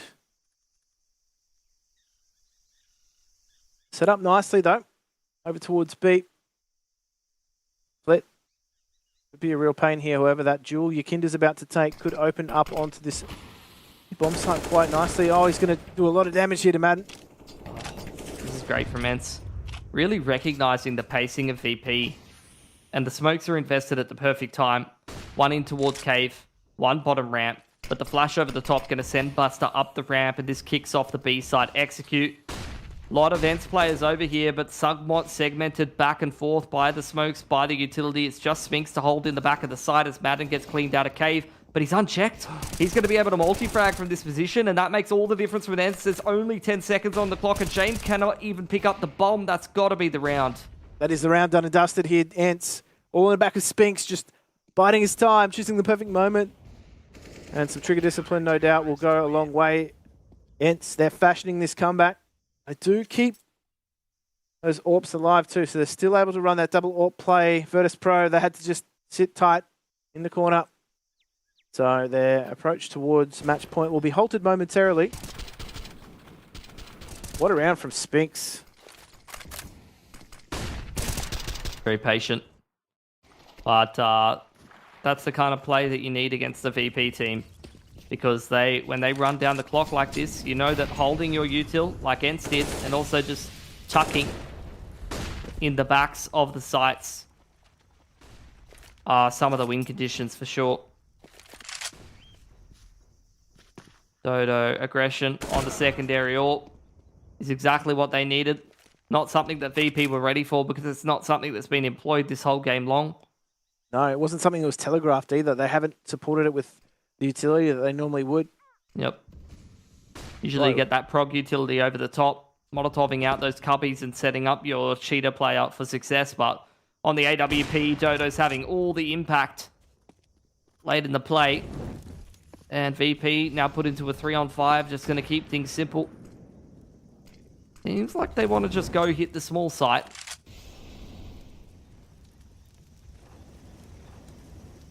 ENCE retaking some map control. They had given a lot of mid control to VP. However, they were not there to take it. So just that triangle of Bermuda triangle of CT defense over here at B is going to be tested. And the utility from VP, they have a single smoke to get themselves onto this B bomb site. They've got to reclaim that bomb. Doto is playing in that shotgun or position. He's not going to be able to prevent the bomb plant. However, he's going to be there should they make the wrong move. Kick it. It's good for one. And now it is all on James' hands. He's looking good. Has to find 3 more, though, and I have to treat him with a lot of respect here. Maiden playing that angle. And know where he is, and he will not be able to prevent that round being won by ENCE. They've done a great job of getting themselves back into this match, Bilski. And it's been on the back of some very good reads and some patient CT gameplay. Yeah. They're making all the right adjustments as well. Playing the one-and-done angles on the site that sometimes don't get cleared when the time is low. Changing the pacing of their utility. Holding some of those critical pieces of util, the smokes and the mollies until the late rounds where VP likes to hit. And obviously, I mean, the double AWP is a great adjustment against a slower style. Gives you lots of opportunities to find those openers when the utility isn't laid correctly. And even just Dodo, especially on his scoreline, you know, he wasn't having the most fantastic of games. But to see him just still play with confidence, take that secondary AWP and go and push into cheater is a very promising sign. So now, after showing the double AWP and showing all the adjustments ENCE, they go back into the 4 rifle and the single AWP. Maybe anticipating something a bit quicker from VP. Especially after the attack timeout, you do expect that adjustment to come in.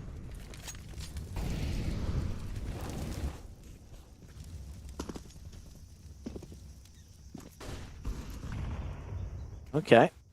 Flit, absolutely no fear in mid. He's going to sit in that very forward position. James, immediate impact onto Spinks. Okay, that interestingly opens things up towards A. These are some big entries now, Pilski. And they're going to hit this A bomb site. I mean, it's the push and pull effect.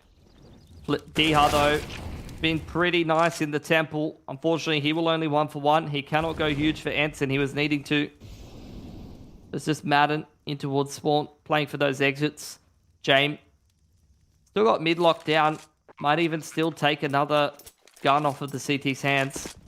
But they really need to save everything that they can because this VP move on to map point. ENCE cannot afford to have any player be a liability. Don't want anyone on an MP9 or a pistol heading into these last couple of rounds if you want to try to push it to OT.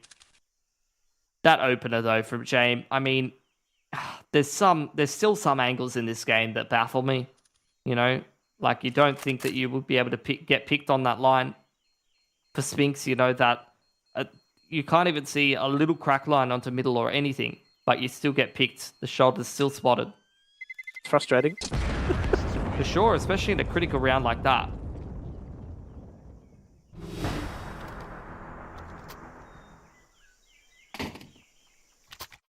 Do or die now for ENCE. They do not want to go into that lower bracket. Oh, that is... The elbow. Yeah, exactly what you're talking about. I mean, that's a side effect of, unfortunately, a map like Ancient being in the pool where you haven't learned every single little angle that's favorable or unfavorable. You're not sure exactly where you can and can't get picked from. Even though, you know, this map's been played out over many, many months now, there are still small things that you wouldn't see that mistake on another map.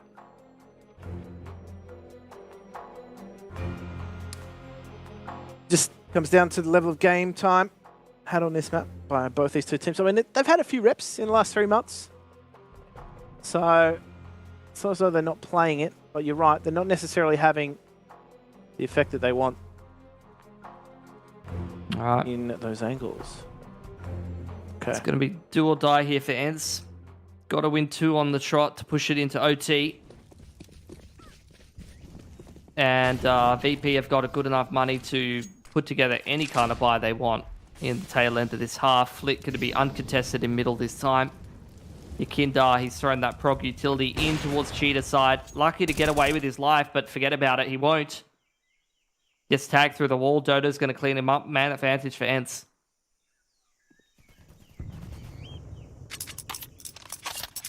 Oh, Madden. Playing a dangerous game.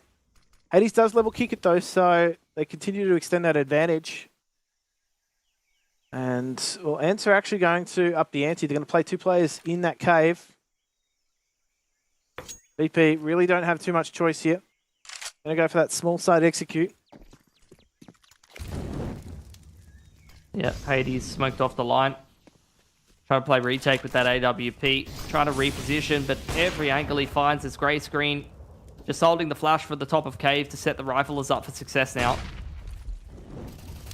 Oh, Flit does catch Dodo on the wrong angle, trying to get out of here. Flit goes for another one. He's just baited into that. James is good for the trade though, so it is back to a 2 versus 3.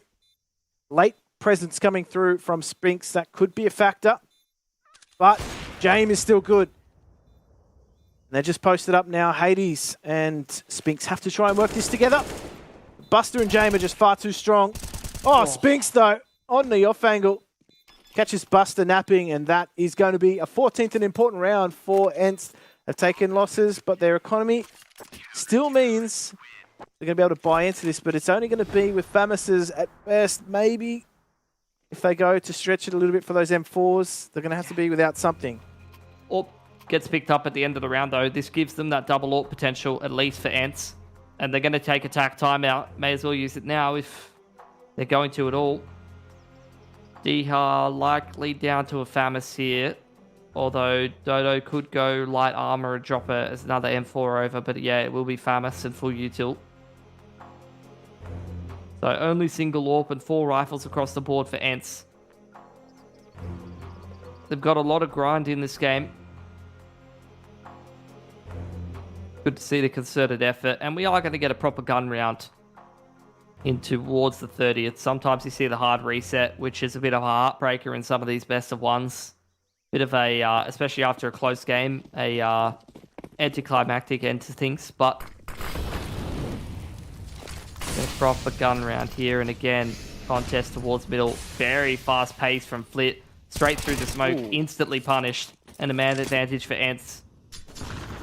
Spinks has been forward in that position so many times and really has been rewarded. However, he does come away. Yakinda does level numbers. It's back to a 4 versus 4. As the numbers start to spread, this does not favour the CT side. So ENCE have some ground to cover, have some work to do, but they do still have Spinks in that forward donut position. A lot of pressure on Hades in a scenario like this. Solo on this B site with the AWP. You can see he's a little worried about Buster creeping up that ramp. I'm going to see if he can find him. VP also taking their time. There hasn't been any information gathering for ENCE here. Sitting all the way back on some off angles. They have decent retake utility, so you can't blame them, to be honest. VP probably going to invest a fair bit of their util into taking the site. Hades going to smoke off the ramp yet again.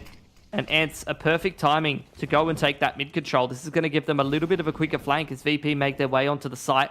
Haven't put the bomb down just yet. And this is where this double flank in through the ramp side could be huge. But Jane's got the line locked down. Oh, okay.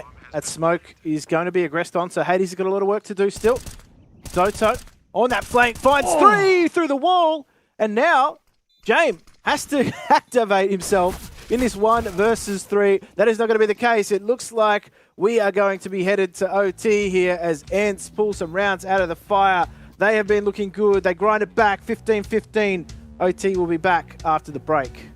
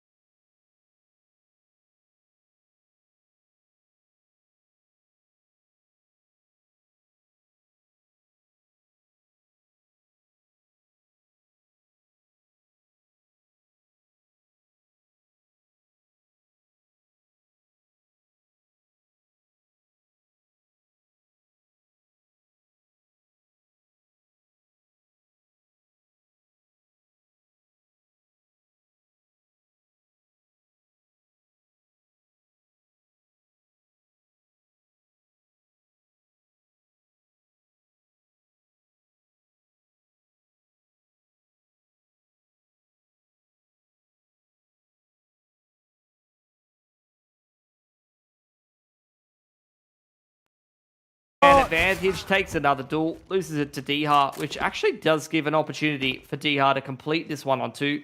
Buster's way out of position, low HP, but I feel like James, with the open plant and timing the CT around this big stone block there, probably has this one locked down. Oh, that's terrible.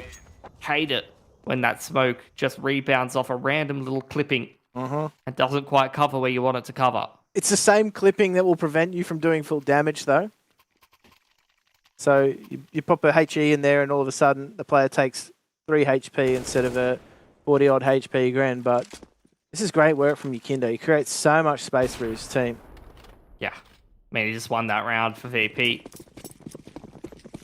And the first of what they would want to be many in OT does go their way.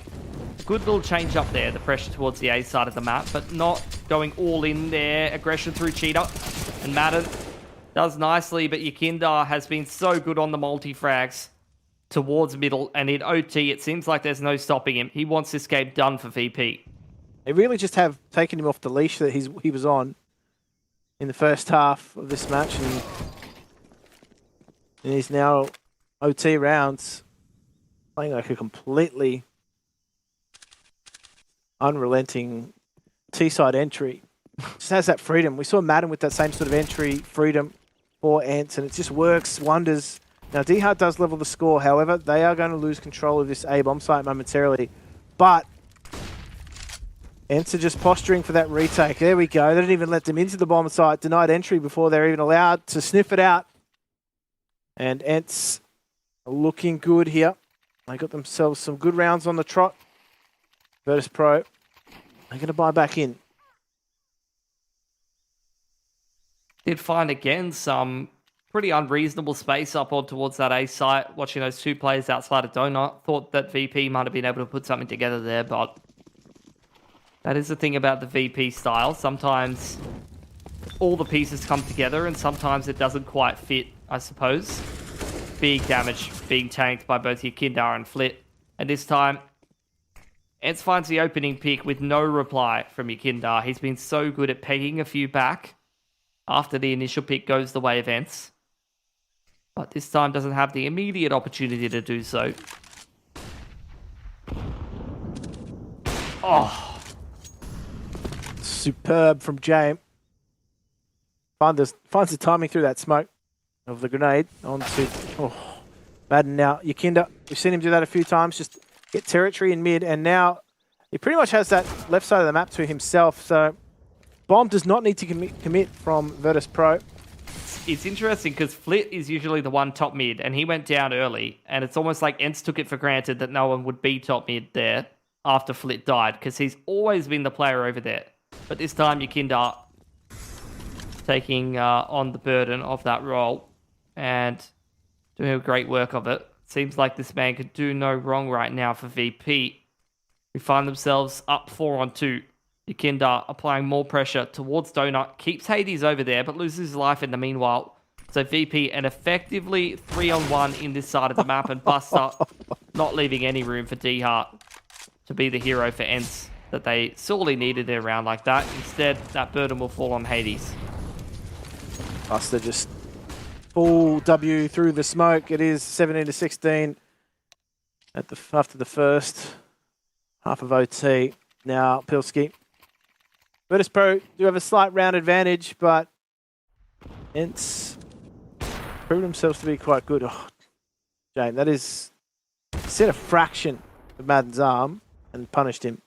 This is always the absurd thing about James, is you watch him in a game like this, and he's like 23-12, and then you remember that he missed like 6 shots in the first half, and you're like, oh, well, could have been even easier for him. Yeah. Could have literally been 13 by now. Imagine what he could do if he hit those bread and butter shots. Now, Yakindo, again, just having early impact once again. However, he's been taken out of the picture. Yeah, Madden, back on the T side where he did the majority of his work. Although it seems like a while ago.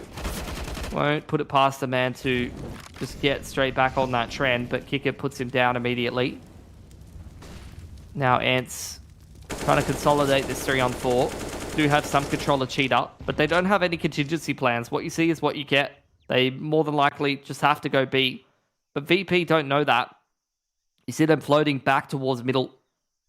They don't have the information to know 100% that ENCE is coming in towards the site, so they're going to leave Buster tucked in the back of the site. Not a whole lot of HP to work with, but if unchecked, he could just completely dismantle this round for ENCE.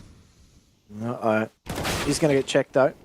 So that is one pillar removed from this B-bomb site. Back to a 3v3 in the retake, Sitch. As, kick it. Does level Hades now, so that creates a dilemma here for Dihar and Doto. They have to just put their backs to the wall and dig in. Now, big play here from Doto. If he can make this work. And he's going to actually go back towards the B ramp as Dihar is smoked off. So a lot of work to be done here. They're going to have to aggress that smoke or get the spam right, and they're not going to be able to do so. And VP, successful retake. Good use of utility.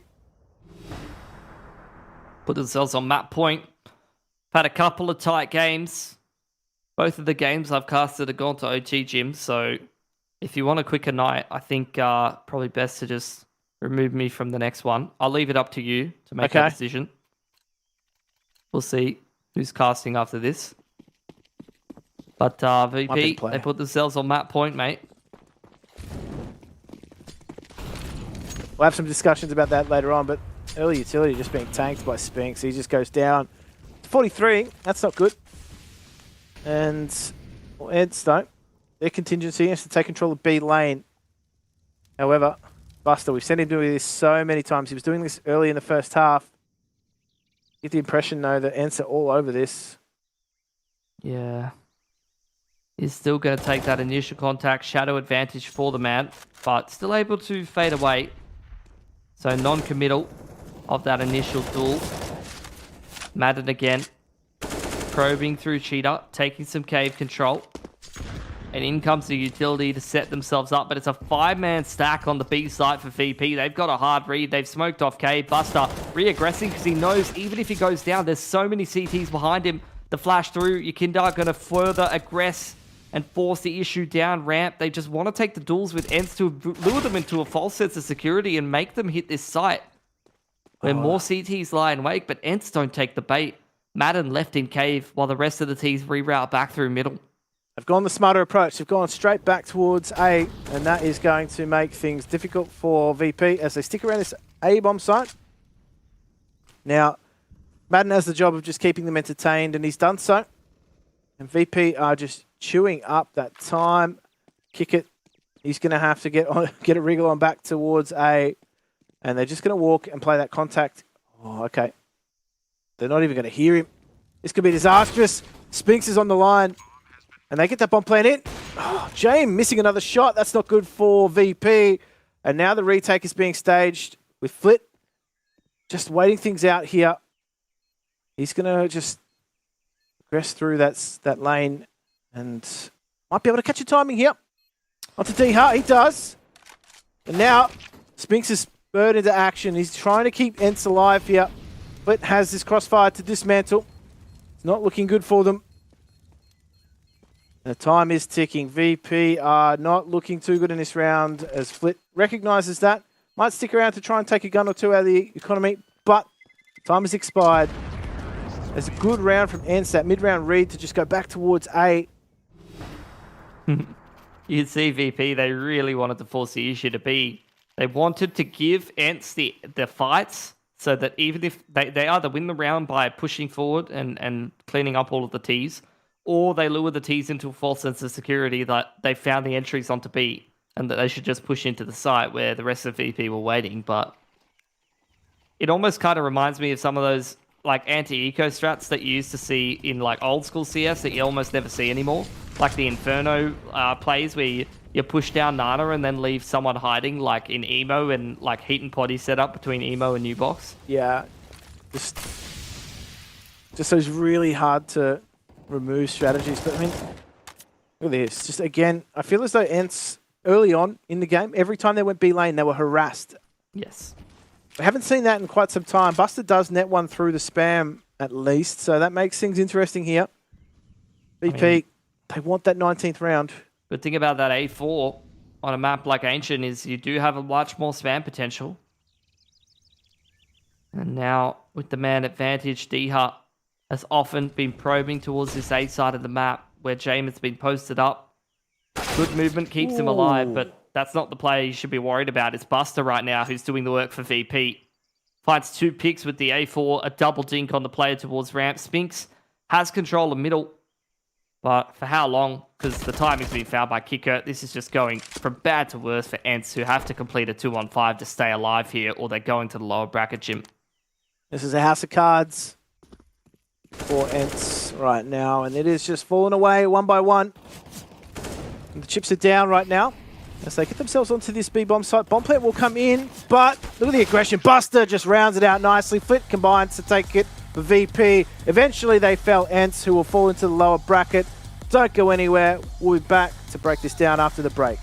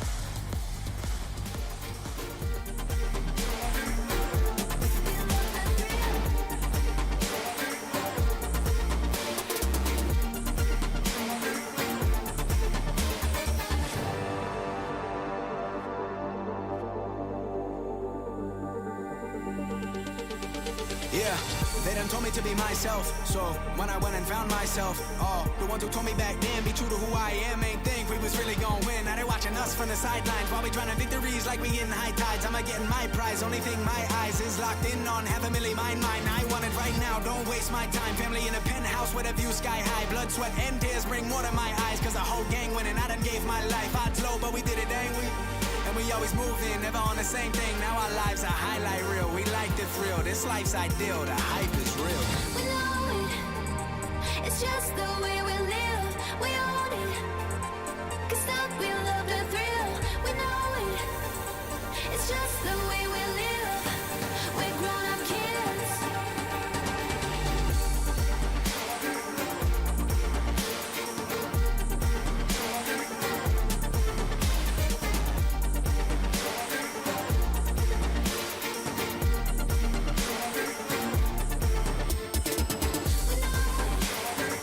It's just the way we live.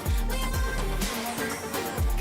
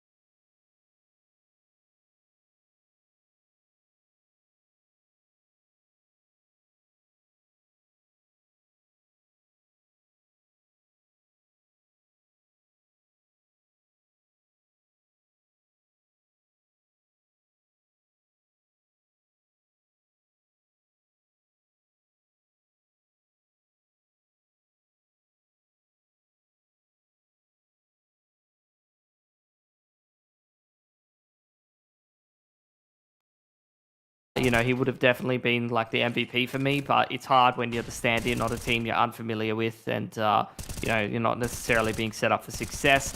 As for VP, though, I think the standouts definitely have to be that combo of Yakindar and Buster on both sides of that B side of the map, which is an absolute nightmare to deal with. Yeah, Yakinda just felt as though he was popping up every now and then with multi-frag rounds that really did just put a halt to what ENCE were trying to build, particularly that CT side economy. There were quite a few save rounds, though. I mean, both these two teams not afraid to save.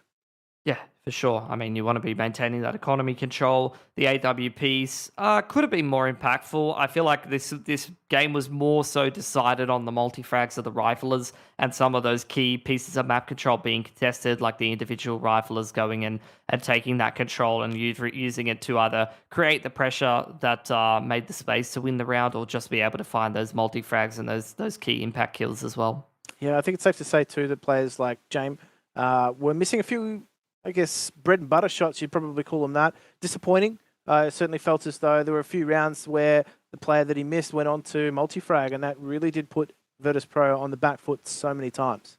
Yeah, well, that just shows how much more in the tank there is for them and how much more ceiling there is for them there. Like, and also a bit of a testament to how consistent James' style is as an AWPer. He's not that high variance, flashy AWPer. Even if he's missing a couple of the rudimentary bread and butter shots, he's still putting together a pretty decent scoreline. And it's not like he's a liability for his squad. He's still doing some decent support utility work. He's still locking down a lot of angles. And, you know, he's still finding some shots here and there for the most part. So, you know, opening game of the tournament, maybe a little bit rusty coming off the back of not having played since the major, will be the case for a lot of the teams. And these opening BO1s, I think we've dodged a couple of, you know, potential upsets, which I always feel like kind of weakens the field of the tournament. I'd rather see the favorites go through in some of the initial BO1 matchups just so we can keep the integrity of the tournament and have the best matchups possible moving forward. So I'm happy with how those have all gone, and I think we've seen enough to see that some of the potential challenges and underdogs have a little bit of potential for some upset perhaps. Well, let's just see who fulfilled their potential with the Air Force Aim High head-to-head as we take a look at our I guess, best performance in this match. Now, Spinks, he put some numbers up there for ENCE in some key rounds. More importantly, maintaining a lot of map control for them on that CT side. But Yakinda Pilski, he was a real dynamo for VP. Yeah, for sure. I think if I look at Spinks, I'm thinking of the couple of rounds that he was able to clutch out for ENCE that kept them competitive, pushed them through to OT. He had a couple of retake rounds with that A1S where he was able to multi-frag and just secure the round for ENCE and kind of stabilize the economy, keep them in the game. As for Yakinda, he was just putting in work, man. Like, it's exactly what we expect from this man. The multi-frags on the T side were absolutely huge, and there was a couple of rounds where VP, they were kind of down in the dumps. Maybe they were in a 3v5. They were losing those opening picks actually pretty regularly to ENCE. I felt like ENCE were winning a lot of those duels towards middle, or they were finding a lot of openers, and Yakinda's just that explosive player that he can turn around a disadvantageous situation and completely flip around on his head and give you an in back into it. Absolutely. It felt as though Spinks just had some key moments as well on that CT side. I think it's safe to say that you compare the pair, if you like. Yakinda had that impact on the T side, sorry. And it was Spinks on that CT side that was just far more effective at playing those hard to kill positions. His survivability was probably what was most impressive for me, and really did choose his moments. Absolutely. And I have to say, Jim, I do know another caster in our region that's an insurance salesman, but I didn't think it was you, mate. So there you go. Live on the IEM Winter broadcast, just getting the ads in nice and early. I'm sure absolutely no one outside of Australia knows that reference, but it's irrelevant because it's so early in the morning, I don't really care anymore. Yeah, look, I just don't think there's that many people that'll get that reference, but if they do, then I'll give them a cookie. But look, we did send Parla to catch up with Madden after that match and get his thoughts. Madden, great to see you. Commiserations on that loss, but sir, you still have a smile on your face. Why is that? Well, the boys showed really great game. We played really good, especially since we didn't have any days of practice. We didn't even play a single game together yet. because it was rough with the schedule and everything. So I am pretty happy for the teammates that played really good and that we showed against Tier 1 team that we can play even with a stand-in. Yeah, you went into overtime against a top 10 team. Madden, as a guy filling in on short notice, you must be pretty satisfied with a result like that. Yeah, I'm pretty happy how we showed. Like, it was really hard on CT side, especially for me, since, like, as I said, we didn't play a single game together, so it was hard to fill in and everything, the roles. But on T side, we played with the flow. We went together. We played like individual style CS, and it worked pretty good. We won like, how many, like 8 or 9 rounds on T side, so it was pretty good. Madden, it's great to see you composed and confident here even after a loss. So what's it like just overall as an experience coming here to IEM Winter for you, filling in for Snappy? Well, I'm pretty happy that I can play Tier 1 tournaments, even though like we didn't perform as a FPX team, so I'm happy that they called me as a stand-in, and I'm happy that I can still play these Tier 1 tournaments, so it was great. Awesome. Well, Madden, best of luck over the rest of the tournament. Thank you so much. Safe to say he's happy with the experience that is gained from playing at this level. Interesting to note, though, ENCE did pretty well for a team that had 0 days of practice leading into this. Yeah, absolutely. Pushing VP right to the brink. I'm sure that made them sweat a little bit. But yeah, it's great to see Madden playing at a Tier 1 tournament. He's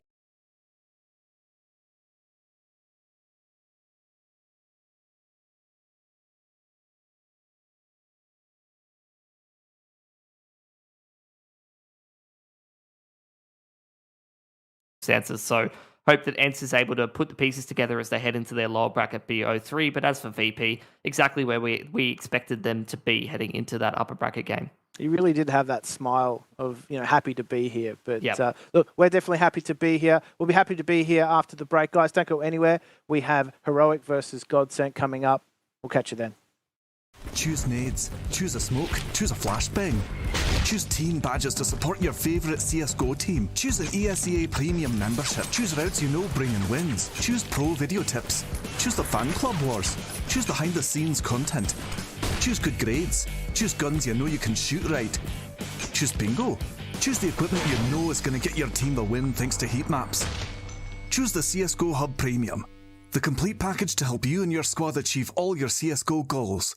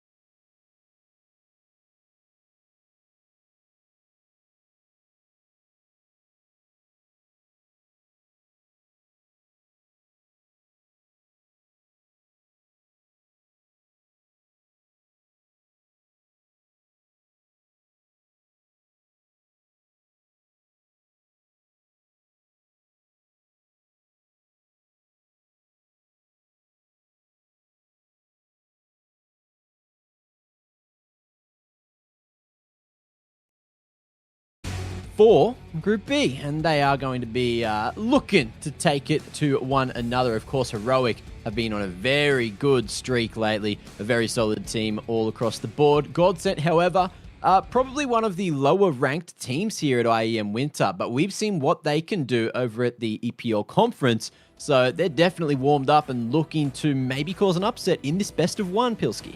Yeah, I'm interested to see what they can bring to a tournament like this. They've just ground their way through the conference, like you've said. I think most people would agree that's a lower level of competition than is displayed at IEM Winter. But for a team like GODSENT, it's about expectations and it's about confidence. And the fact that they made it through that conference, they've already set themselves up in Tier 1 European competition for quite a while to come, having secured themselves a spot in ESL Pro League groups. Now with that pressure off their shoulders, they can come into an event like IEM Winter, see themselves as potentially an underdog with not a lot to lose, and they have that learning potential and an opportunity for growth here to set themselves up beautifully to head into towards 2022. And at least from what we heard from Taco in the interviews, that's kind of what GODSENT was going for. You know, he said he didn't expect to qualify until 2022. So they're kind of ahead of schedule, and I'm sure they're happy about that. Oh, speaking of schedule, we got to catch things up. So I'm just going to throw the vetoes up right now, get us back into the game, see if we can make some time and catch up towards those best of threes, which we are going to see later on. However, no Nuke, no Vertigo, Dust 2 out of here, Inferno, see you later, Overpass, well, passing over where? Ancient, get out of here, mate. And it's just Mirage to take us into this one. Interesting. Now, I feel like we saw a little bit of brilliance from GODSENT on Mirage not too long ago. However, Heroic, they got a star-studded roster, Mitch. Yeah, absolutely. I mean, when I think of Mirage, I think of Katie and insane play to win the whole of Pro League. When I think of Mirage for GODSENT, I think of bloody nail-biting games in the conference, which all went to like 16-14, and at the 14-14 round, they pulled out like a quad AWP. Just because on the CT side, and then ended up winning with it. So GODSENT, we'll see if they can pull out another nail biter, but I dare say it's going to be a little bit more of a tougher task against Heroic. I dare say you are correct. I think it was actually 5 AWPs, but we just didn't get to see that 5th one have any impact, by the way. Oh, really? So we'll see if they get into a financial position where they are able to go for that strategy again. But up against Heroic, I don't know if they're ever going to have a stable economy. I guess we'll see once we do jump on into the game, hey?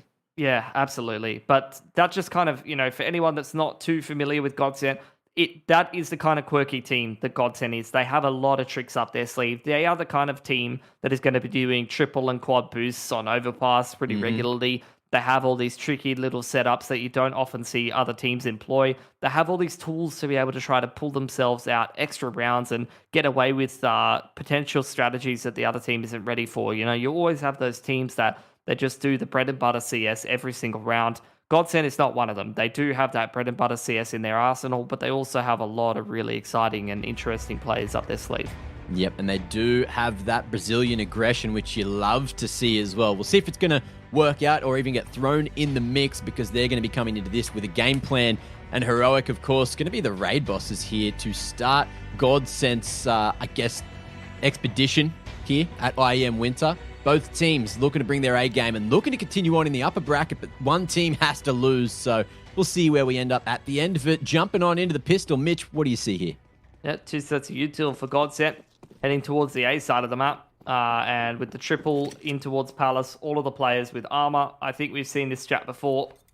Whether it's going to be jungle and con smokes or stairs and jungle is yet to be seen. But I think it's going to be a pretty straightforward pistol map.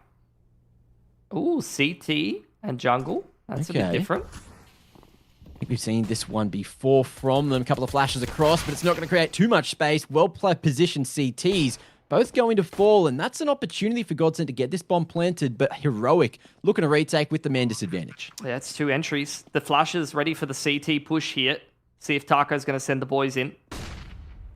In comes that flash. Phelps, though, playing close here at the missile. Second flash across. It's going to blind every one of the Heroic members, but it's the big swing from GODSENT, looking to just lock it down before Heroic have an opportunity to crack their way back into sight. Stown, however, has that kit to play with. Still a little bit of time, and a line going to be found as well. Demau almost taken out of the equation, but there it is. The tap comes through. Taco's position now known with this Glock spam coming through. Stown wants to stick it, and they've still got time in it to win it. Taco Taco has to figure this one out, and last second, he's going to be able to clutch that one back. Big play from Taco to lock it down for GODSENT. I mean, that's an OG Mirage pistol strat, if I've ever seen one. The CT in the jungle smoke with stairs not covered is a little bit different, but the flashes held over for the post plant to be able to fight CT on the timing is beautiful. They wait for that retake flash from Heroic over the top to be able to take that ticket control, and after they hear that sound cue, Taco sends the boys in with the double flash. It's a beautifully constructed pistol round right from start to finish for GODSENT, and although it gets a little bit tight towards the end there, they still get it across the line, but now they've got the force spy to contend with. We'll see what Heroic can do here. 2 scouts is a recipe for disaster for Heroic. If they can connect onto the GODSENT players. I'm just going to be hanging around towards the back of apartments now. And it's a very slow round. Heroic happy just to play their own game. I believe we've got a scout boost on the back of B. No, I'm actually pretty blind. He's sitting on the window line, and you've just got Shush boosted up on the site. Yeah. GODSENT not really interested in B right now, though. They want to go for that mid control. After the util pressure, Down's going to drop his smoke on bottom con. But GODSENT refreshing that utility now. Window and con smoke invested in. There's no util left here for GODSENT. Ball Taco, however, not going to be giving the CTs any chance to reposition. So great trades coming through. A-site dominance is here. And Heroic thinking about going for it, but only if they can find a pick. Yeah. Can't do so. Taco a little bit too strong on the site. Schuss is able to trade one back, and Lato playing contact off the con players should be a setup for success, especially with the Dink setting up Lato for the swing. And swing he does. Looking to clean up refresh as well. Jumping shot gives another plus 600 to the man. GODSENT cleaned that one up and now set themselves up really well for the anti-eco, even keeping the Mac 10 over some extra cash farming. I wouldn't be surprised if we saw them purchase up another as well. I believe we saw GODSENT doing that. It looks like it is just going to be 2 rifles picked up. Galil's still there for Demau to play with. And Heroic, what are we going to see from these boys? 5 members all smashing it towards B and mid. We're going to maybe just go for strength in numbers, try to play off one another. And GODSENT looking to take the range battles, abuse the rifles, make sure that they can find this third round as easily as possible because they're going to need every round they can get here in the first half. GODSENT again, similar to that anti-force in the last, prioritizing that mid-control. Taco, a player who's famous for working the wings of the map and lurking on the extremities, is kind of probing towards A. And obviously is the RGL for the squad.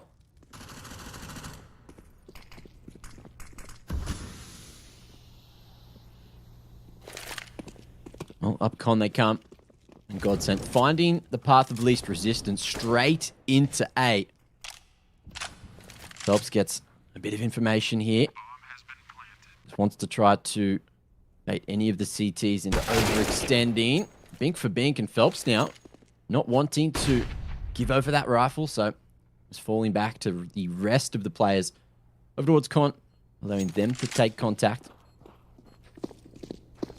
And there it is. Pushed over the top ladder.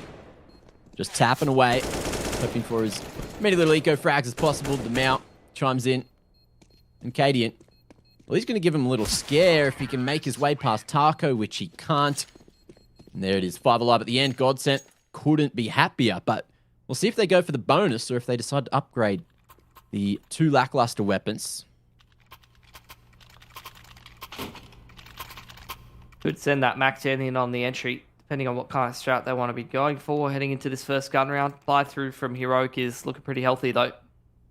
Just juggling some grenades around. Get the right combination they were looking for. If we get a set play in here from GODSENT to kick off the first round. Very quick top con smoke and window and top mid smoke. And they're just looking to take the fight. But Shush, a great flash to set that fight up for Stown.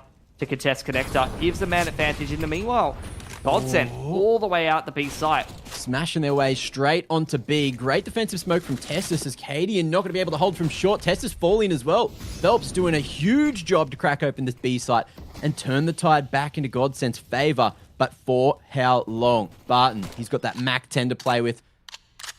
And Demel, he's also been taken out earlier on info.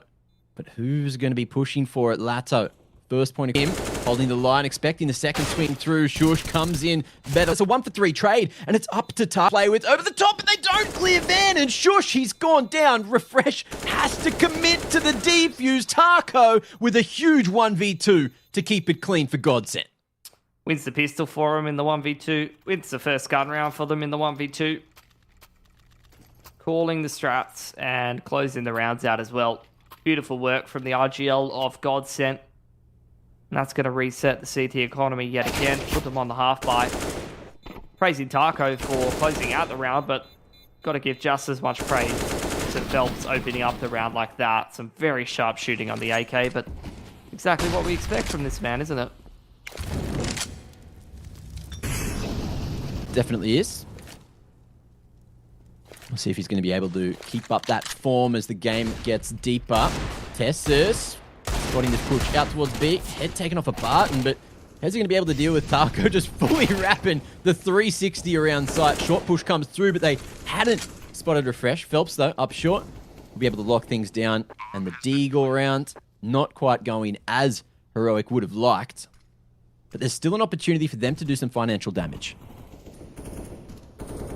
Phelps going to lose his life. I think it's GODSENT who are taking the financial damage right now.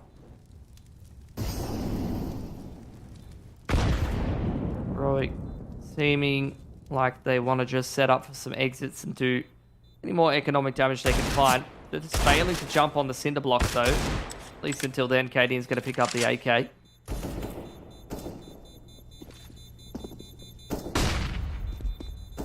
There it is. Cadian. Ooh, going to fall in the final second. Ladder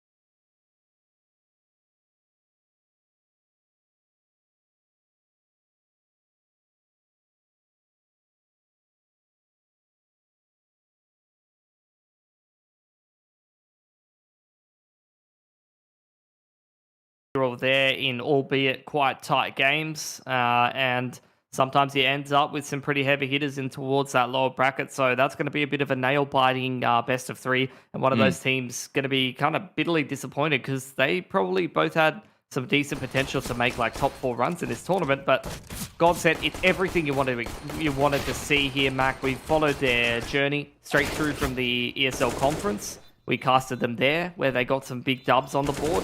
And again, in towards this tournament here, in towards IEM Winter, against a much better opponent than they would have ever played in the conference. Oh, yeah. On LAN. I think they played even more convincingly than in the conference. All of their conference games, I felt so shaky, felt so tight. They were barely kind of scraping them across the line. Yeah. I felt like GODSENT was actually in the driver's seat of this game for the majority of the time. And I have to say, it fills me with a whole lot of confidence that you see Phelps and Taco both fragging on LAN and Lado as a rookie just putting in such big numbers, man. Yeah, 29 and 17. This man did so much work for his age.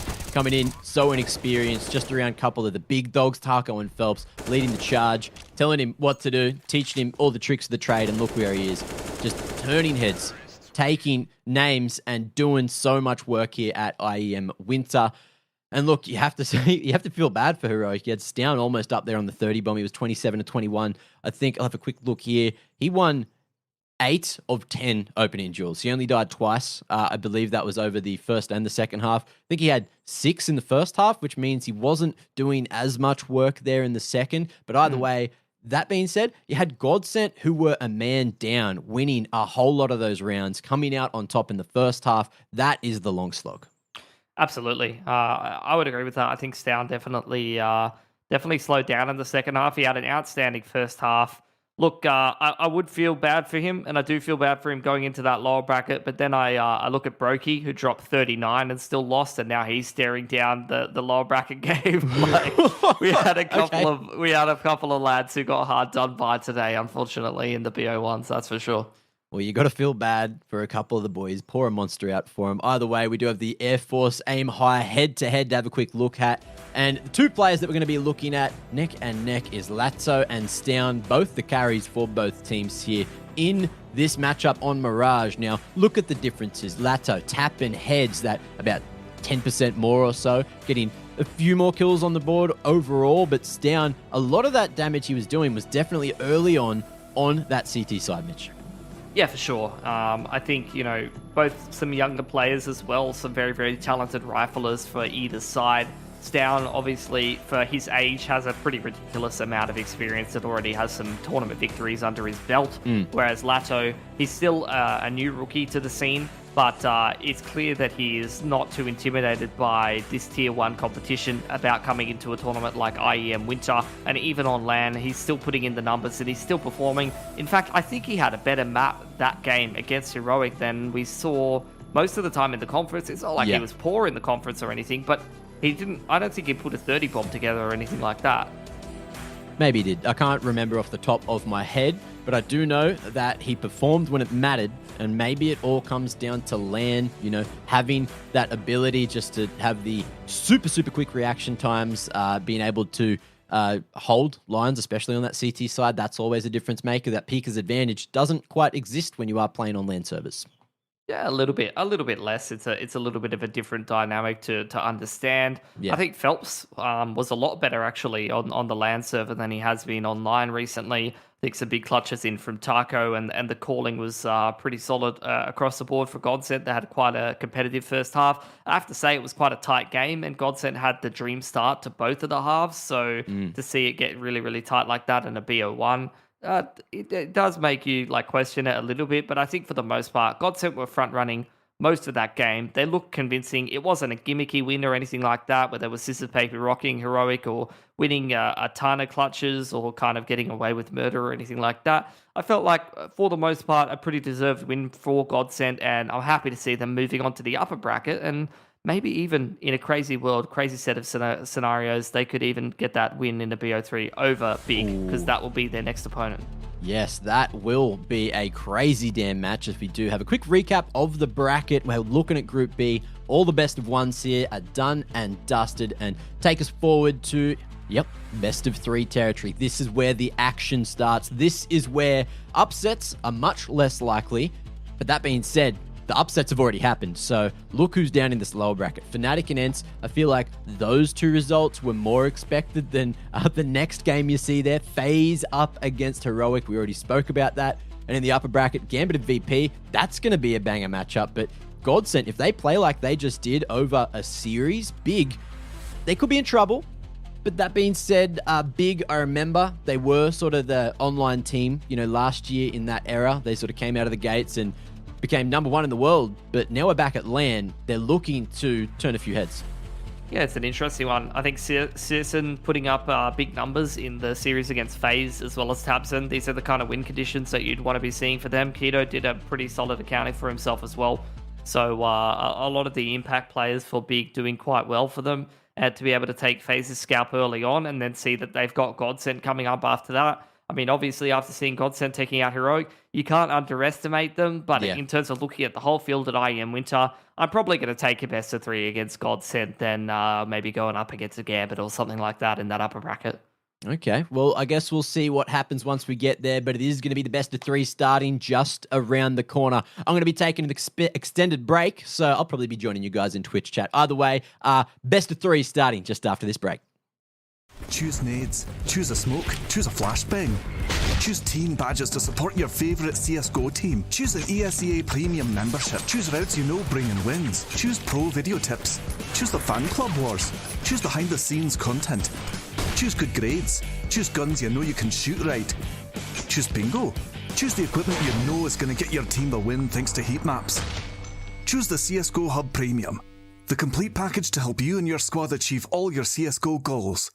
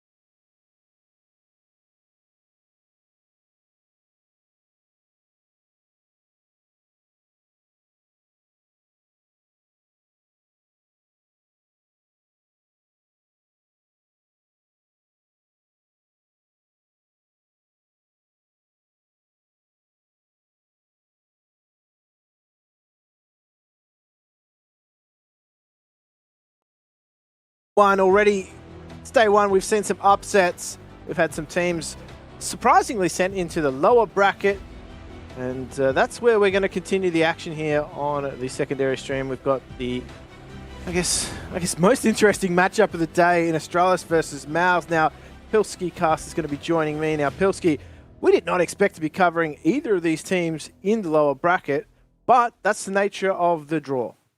Yeah, I mean, I guess to contrast the two teams' opening games, it's very realistic that this could have been Astralis versus Vitality. MOUZ, they should have had that game dead to rights. They had it on a silver platter, but Vitality, a little bit of magic from some of the individuals kept them in it, and they managed to turn it around in OT. Whereas Astralis, I think their opening BO1 a little bit more cut and dry. It's kind of like death at the hands of their former teammate, as well as Rez, just having an absolute blinder of a game. One of the better Swedish players at the moment. I think, when he's popping off, he's always had that explosive potential as a rifler, and he's always so entertaining to watch. Absolutely. Now, both these two teams on land too. I think that's a big point to note is the fact that they are on land. It's a totally different environment to a lot of the online that maybe, for example, in the previous months they played. This is a real streak of land environment for them. Obviously, if they're coming out of the major, then going into now IEM Winter, then that's a factor as well. It's safe to say that both these two teams will probably be rallying and turning around quite quickly from some disappointing games. Now, Bilski, I think we had a brief chat about it because we only found out who we were covering earlier, but it's safe to say that Astralis, they're doing okay. A lot of question marks around the roster's current state of mind and current, I guess, approach to the game. But MOUZ, they're probably coming off some disappointing results. Yeah, I would say so. I think you contrast the two teams and where they've been at least for Astralis, the victory, or at least the solid result, not the victory, but the solid result in towards Blast is going to be a promising sign for them. They had some solid games in towards that tournament. You contrast that with their run over there in the major, and that might have been a bit more of a disappointment for them, but they're still kind of picking up the pieces and getting themselves in position. They're in a transition period in terms of their roster. They're still getting comfortable. They're changing around players. They're changing around roles. So they have to temper their expectations a little bit, even though the quality of the lineup is good enough to do real damage, as they proved in that Blast tournament just previously. Yeah, you also had the pleasure of covering MOUZ in their earlier match. They came up against Vitality, super strong opposition at the moment. They're in that sort of weird place with the roster, but nonetheless, they're playing like a team that is that top two spot. So I think it's safe to say MOUZ, they went into that with probably not the expectation necessarily to win, but they had a few opportunities there when they had their opponents on the ropes. It was just Vitality fragging through with a lot of quality that we've come to expect from that roster. Yeah, for anyone who didn't watch that game, I can say with confidence that MOUZ should have won that opening BO1. They kind of let it slip through their fingers in a lot of ways. You contrast their results lately to that of the Astralis core.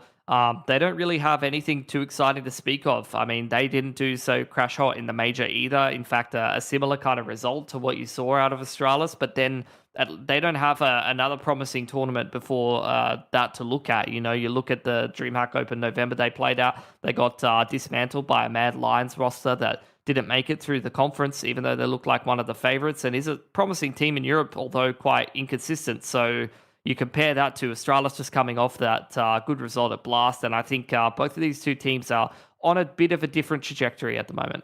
Absolutely. Now, always going to be a factor here, but not as much as a factor as it would have been in the best of ones. We're now into best of three territory, and the veto is going to, I dare say, probably skew more in favour of Astralis, just based on the depth of the roster and having been together for quite some time. But I mean, MOUZ have actually got some better win percentages in there. Now, we have the first two bans coming out. Not surprising to see, I guess, Dust 2 banned out for MOUZ, but this is going towards that end of the map pool. I didn't expect it to, with Ancient coming out. Yeah, so I mean, MOUZ going into that Ancient pick. I mean, Astralis don't have too many results on that recently. They kind of got handed it to them by Heroic. And then the other result is Pain, which was a close one, which, considering for a team of Astralis' caliber, probably not what they were looking for. Would have to dive a little bit deeper into that one to see if it was like the current roster. Astralis into the Nuke pick. That's something that MOUZ actually has some reps on and has played a couple of times. So going to be that Astralis preparation. I'm never going to question one of their vetoes, that's for sure. They know what they're doing. So, look, I think Ancient is probably a must-win here for the MOUZ squad, and they need to try to get around the depth of an Astralis roster that's still kind of adjusting and might still have some holes that are left unexplored, perhaps. I think the thing that bodes well for MOUZ is that they do seem to have some very good protocols in the early round stages, and the mid-round calling seems to be very adaptive, which I think is a good reflection on that relationship between Dexter and Mithra in like that coaching role. So those guys seem to be, I guess, at least in those stages of the round, very promising. But there was a few times there where obviously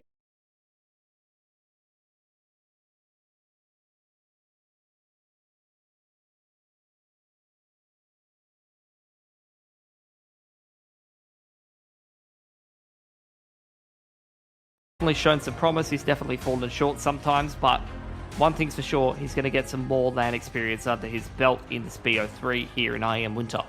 Well, now it is time for the casters to stop talk, start game. We're into Astralis up against MOUZ. This is map number 1 for IEM Winter. Of course, this is an elimination match, so both these two teams really need to get their wriggle on early on, as we do see Astralis on that CT side. MOUZ now exploding into mid control, and they do have that late A presence should they need it, but straight through mid, straight up to guts, Pilski. Yeah, control of Cheetah and Donut. Firmly in the hands of Astralis, though. They've got a pretty good grasp of what's going on right now. And never mind. That statement was true about 5 seconds ago, but look, throw it out the window now. As we get a little bit of a round resetty spaghetti. It's your favorite, Jim. The spaghetti's everywhere. You're trying to pick it up. You're trying to put it back in your pockets, but you just keep crying. Oh, so much regretty. But we do have a keyboard issue on one of the players, so just take a moment to get that sorted. But Pilski, that gives us so much more time to break down this matchup, and I know that's exactly what we wanted. As we said, with MOUZ coming into this, probably haven't had the, I guess, preparation, the results, sorry, that their preparation would have wanted. Safe to say, I mean, Astralis, as we said, there's factors outside of the game that no doubt are weighing in on them, but Config and Blame F, obviously, massive factors. As we kick things back off, so thankfully we'll get this one underway, Pilski. Let's just see if they run the same protocols. Yeah, that's really not an ideal start to a game, right? Where you see the initial opening util. Gives you the ability to play around things a little bit more, and Astralis actually have a lot of players in towards middle. They had no one top mid previously, and now they've got multiple players in towards middle. Oh, you talk about a reset. Completely changing how the pistol round would have gone. That is a bit of a nightmare. Certainly not good. Now, Rops and Acorp, they have some utility on their belts. It's namely just that smoke. But that bomb, I mean, I'm going to say it's irretrievable.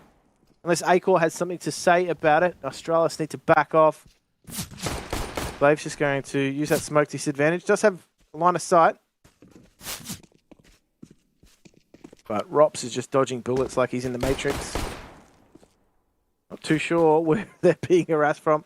They need to dismantle this crossfire in Donut. It's not going to be too easy, but Blame F goes down, and now it's all on Rops. And he's got clock in his favour. However, he's got this deadly merry-go-round. And Lucky will round that out. Astralis, as you said, it wasn't an ideal start for MOUZ. They had their strategy go out the window. They did seem to run something similar, but the tweaks that they made to it, Astralis were all over it. Yeah, I mean, it was effectively the same strat twice for MOUZ. But Astralis this time had a mid-stack because they got to see it previously, before the round reset. And look, you know, it's questionable, those kind of things. You hate to think about it, but you have to say at the same time, MOUZ had the ability to change if they wanted to. And they chose not to. So their pistol's gone by the wayside, and now this anti-eco not going too much better. The SMG's farming up a storm right now. And that's the bomb. Yeah, Dexter, how long before he runs back into the meat grinder? They did not get anywhere. MOUZ, they were just shut down. Superior utility and weaponry, getting the better of them. And now that is going to be MOUZ weighing up their options. But you need to keep a strong mental. Small things like round resets can definitely weigh on you. Need to just be able to put that by the wayside and focus on what's in front of you. So first gun round here for MOUZ Sports. Money of Astralis looking pretty solid. Anti-Eco didn't trouble them too much. But MOUZ on a map like Ancient, where protocols are very important and utility is king, are really lacking utility to this first gun round. Config almost getting away with murder there. But Lucky at least able to peg one back. And 2 players very, very low. BlameF's going to peg another kill on the board for Astralis, who find themselves in a 4-on-3 with a big HP advantage, Jim. This is looking good for their first gun round. And just a reset now for MOUZ in terms of territory, right? Like, they have to just back off. Dexter and Rops, they are bleeding internally. They're only going to be as good as fodder potentially for Bemis. So they all need to group up around him. He's their best shot at winning this round. But in the meantime, Astralis, they're taking initiative, they're taking information and territory, and they're just pushing through. They've got control of mid. How long before they collapse on B lane? MOUZ creeping up lane. Blame's got himself in the one and done position. If he finds himself unchecked, we'll just completely destroy this round, and Dexter doesn't swing him. He even gets a dink in on BMAS. 2 players super low. Should be easy for Lucky to clean up and get this one done. And Rops, anticipating the push down through Cheetah, won't even be given the opportunity. And I'm thinking that Astralis is not only going to clean up this round, but with MP9s on the board, with Famis there, this is upgrade city for the CT side. Free. Lucky takes the aggro. And Rops goes down. So back to the drawing board here for MOUZ. Money's not going to allow them too many options here unless they go some upgraded pistols. Objective for them, I would suspect, simply just a bomb plant. They're not even at the stage of breaching the bomb sites here, Pilski. They're just being denied entry. They're not getting through the B lane.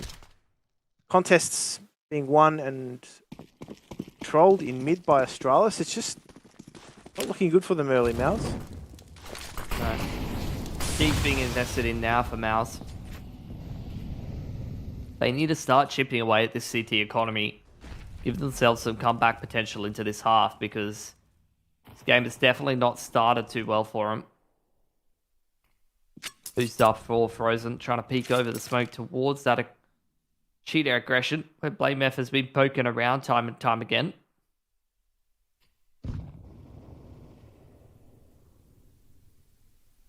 Contact play. Oh, Glaive is just flattened. Wow. Oh, these digs are just doing damage on A, and that is going to be easy entry. They had to punch their own tickets. But they get that bomb plant on A, so this is a good dig around already. 4 versus 2. And Astralis pick up the pieces. Zipnik's good for 1. There's so much work ahead of him. I mean, him and BlameF, known for their mid to late round prowess, know that a round like this is so winnable. Zipnik's getting 2 kills in towards Temple, making more and more space. Now BlameF right behind him has got that trade potential. Timer really ticking down, but Rob's playing on the site, unchecked, able to get that raw adjustment in for the 3K. Sets up Frozen for success, and Blame not even going to attempt the defuse. MOUZ stealing around away. Absolute burglary unfolding before our eyes, Jim. Absolutely. Pilski, those Deagles, they did damage, but it was like Disney on ice. They were just doing it sideways, strafing the entire way. It's frustrating to cop a Deagle like that. I want to see these shots from Rops. Dude, I can't see that guy. I can't see him. He's playing 1920 with the dot crosshair, or a very small crosshair. Magic. Absolute magic. Really contest going down on mid now. Dexter actually doesn't beat Lucky out to Cubby. Now, Dexter's just going to get himself away. He's been taken out. Astralis now. They have that map control. They've been doing this constantly, Astralis, just taking control of mid. And it's very difficult for MOUZ. They don't have that transition. They have to deep rotate all the way back through spawn without control of mid, especially in that mid to late round. So the protocols for MOUZ certainly aren't working. Well, speaking of protocols, They're going to try and take the cheat control. They break the crossfire. Molotov onto the right side. Those are two absolute blinders from Frozen. Really making the difference for MOUZ and digging deep to pull them out of a bad situation. Flave on the AWP. Choosing to play on the site. Doesn't want to concede control over to MOUZ Sports. And he's just going to no-scope BMAS through the smoke. An innocent bystander just gets hit by a truck. He was only trying to cross the road. Rops finishes out what was an interesting round for MOUZ. They make it work. They had no mid control, however. Just those entries from Frozen breaking apart that stranglehold they had on Cheetah. That was fantastic. That was the in that they needed in this round. It was going to be on the back of some heavy entry fragging. And Frozen, with that Molotov, just separating the site, narrowing the angles that he needed to clear. Astralis, just back on pistols, Pilski. Yeah, that Digger round, plus that gun round from MOUZ breaks a very, very strong CT economy and a very good start for Astralis to the game. And MOUZ straight back into it. Off the back of some beautiful work from Rops and Frozen. What we expect from the dynamic duo of MOUZ. It's the strong rifling presence in this team. It's so apparent.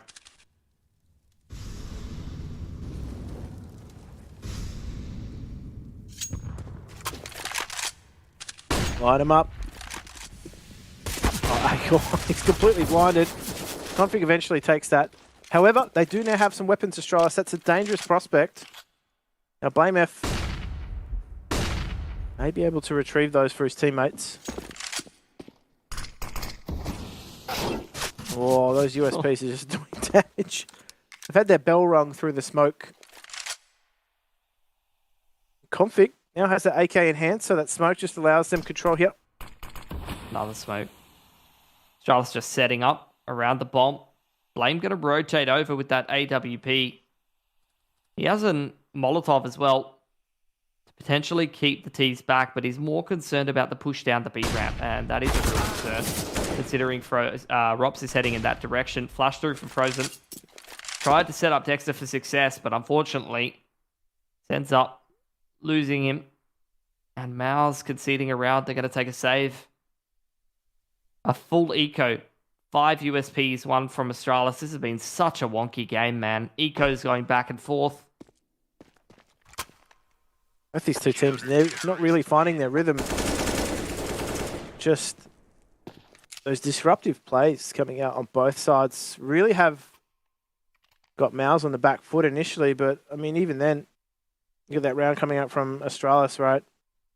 Where they've been put on the back foot economically, and somehow they managed to win a round where they did not really invest a set, just a simple flash into the B ramp. That's all it took. And now on the back of that, they've got a nice buy round coming through. Early presence again from Astralis towards mid. Happy to just not play A early for greater control of mid. Good chip damage with the utility from Astralis. So many of these MOUZ players quite low as they size up this play towards the B site. Glaive just retake with the AWP. Smoked and mollied off the line. Going to return his own utility to be able to buy time for some more. See if he rotates. They still haven't dislodged Blame from Cave. Oh, that's a cheeky little boost up. Acor trying to get up over the top of the smoke and find the pick onto the AWP player. Goes down as the smoke fades, and Acor going to open things up nicely, Jim. Just see if fashionably late Astralis can make this retake work. Well, to dismantle here. They do have some utility though. Config has that smoke to be able to provide entry now.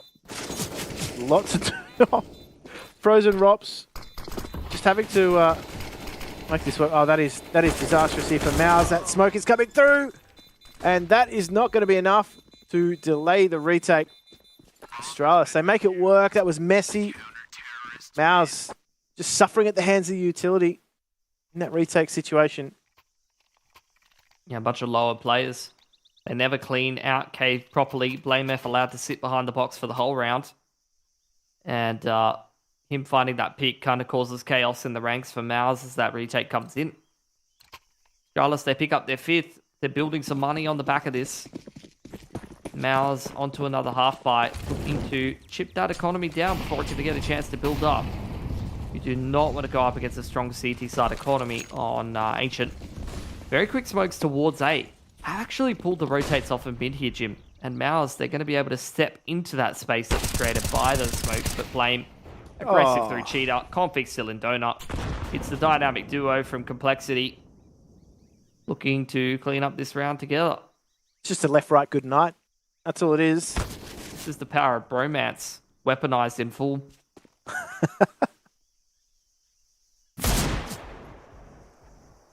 Rops at Deagle. It's been sharp. Catches lucky, but I don't think he's going to be able to catch a break.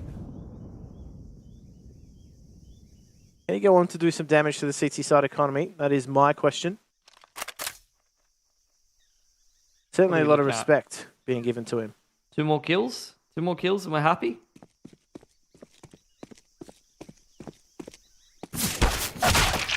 Nope. Going to look away at the wrong moment. And there is nothing on offer for MOUZ. They are off to a slow start on their T side. Now taking a tactical timeout to discuss what is going on. Gun round going to come out, Pilski.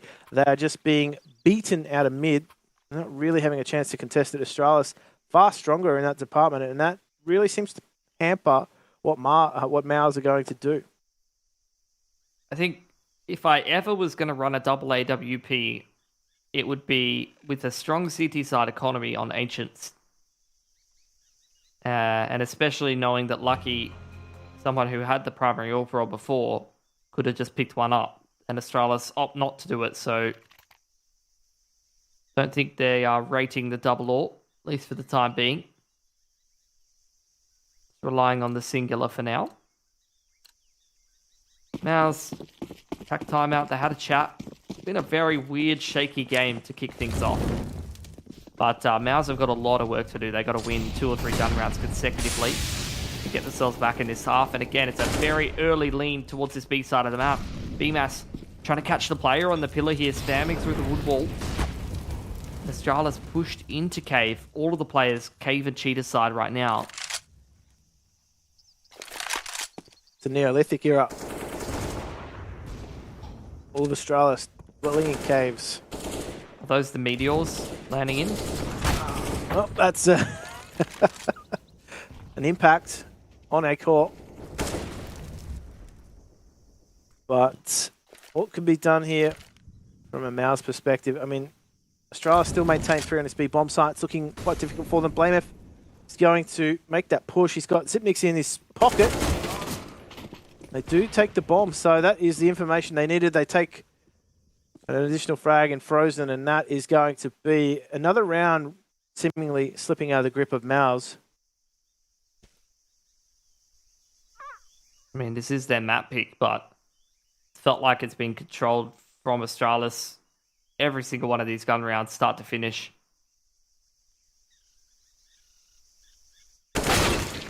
Nice pick from BMAS. It's going to take more work from him and Rups to get them out of a sticky situation like this. Blame still in the back of the side as well. All of the Astralis players are here. 15 seconds on the clock. It's just not happening, Jim. Not liking their chances. Bemis fancies his, though. And that is going to be a cleanup for Astralis. Now, I don't know about you, but that Rops cam has some Francis Bourgeois vibes to it. All he needs to do now is just spot some trains. I don't even know how he sees that, to be honest. He does. The pre-fire. He had some skepticism of Glade picking up the AWP heading into that Blast tournament, but definitely showing he's not too shabby. Ooh. Rops just trying to make something happen over towards A. Gets flipped around the ears for his trouble. Blamef's keeping it nice and clean for Astralis, and they are just looking untroubled. Yeah. Kind of cruising through this game. It's domination on the CT side. Doesn't feel like MOUZ could do anything they want to do. It's just disruption time and time again. Another very, very clean gun round. Sorry, anti-eco rather. Very clean up with 5 alive for Astralis. They're pushing MOUZ around. They're just being bullied. They're not really allowed to run any of their protocols whatsoever. Yeah.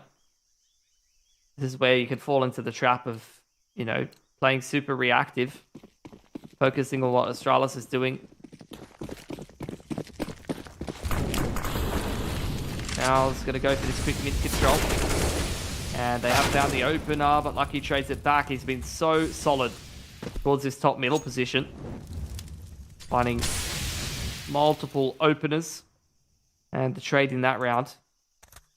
But in a 4-on-4, there are definitely opportunities for MOUZ here as the CT defense starts to spread more thinly. They are aware that at some point, surely, one of these CTs is going to re-aggress somewhere. Seems like MOUZ going to hold for that re-aggression towards B ramp as well as cheetah or middle while they work this A side of the map. If they can set A core up for success on that AWP, he really wants to try to find this pick onto Lucky. That utility just streaming in from Astralis, just delaying this A side take. With that bomb A long, he is somewhat locked into that bomb site. They are just going to throw it away though. They don't want to reveal the fact that the bomb is revealing itself over towards A. That's a good pick from A-Core. Yeah, that's round changing. That is a round changer, right? Like they now have control of mid, and their rotation is going to be faster back towards B. Yeah, that's exactly what MOUZ were looking for. Didn't need to commit it towards A. They just wanted the pick to pull the CT defenses a little bit thinner. Create some more opportunities. And MOUZ in the late round. Gripping up towards B. Blame F still here. He's heard the footsteps. Clave is being pulled over. Blame F just filling in the corner. Does take a second duel, however. Glaive has time to... Okay, cool. Back to a 2v2. CT have no utility, and that is the round. Great work from Astralis to recover in that situation. MOUZ, they had map control. They're even going to try and take Frozen out after time. That is disastrous for MOUZ. Oh, Frozen, $250 to his name, and they are happy about that. Yep, Astralis, high spirits. Everything's going to plan for them. Whereas MOUZ, right from the beginning of the game, it's felt like everything's gone wrong. Deep side pistol, bit of a hiccup there. And, you know, outside of winning a eco round with the Deegs, it just has not felt like MOUZ has been competitive, Jim. Not in this match. That's concerning for me. This is their map pick in this series, right? Like, this was meant to be the ace up their sleeve, right? Like, there's not a lot of reps here for this Astralis lineup on Ancient. And even less success. Rush for Zipnix. Risk to take on an anti-force, but going to take it nonetheless. They still maintain player advantage.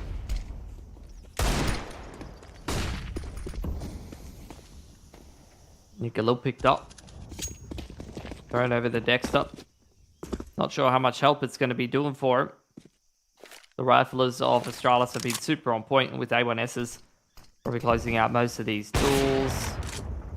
Glaive hasn't even been hitting all these shots, but just low risk, playing the high percentage angles. Okay. Pick on the Blame F. Does buy a little bit more space for MOUZ, but look. It was a very brief period of optimism, Jim. Yeah. I inhaled slightly before I could exhale the round. It turned back in favour of Astralis. There's only one thing for Frozen to do, and that's take that AWP and save it away. That will be instrumental for them in future rounds. But the way things are going, Astralis are just so systematic at breaking their way into these rounds. They've got a lot of map control early on. And MOUZ just seem to be struggling in the mid-round due to the fact they do not have that map control. I'd agree with that.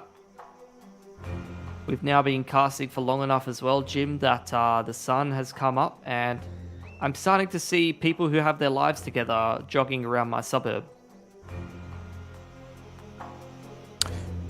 you think they've got their lives together. Most likely. They don't. 5:30 a.m. run. 5:30 a.m. on a Friday here in the future. That's Sydney, right. Australia. We already know who wins this game. We're just pretending to be surprised. That's true. Everything is done here in retrospect. Regardless, for us, the future is now. This is a bit more emphasis on mid from MOUZ, and I'm liking it. They do wrestle control back from Astralis. So Astralis are actually pushed out. It doesn't activate the push, though, from Zipnix. Famous has his eyes firmly trained. Oh, Glaive. He's picked Frozen out. Unfortunately, Frozen will have to let it go for now.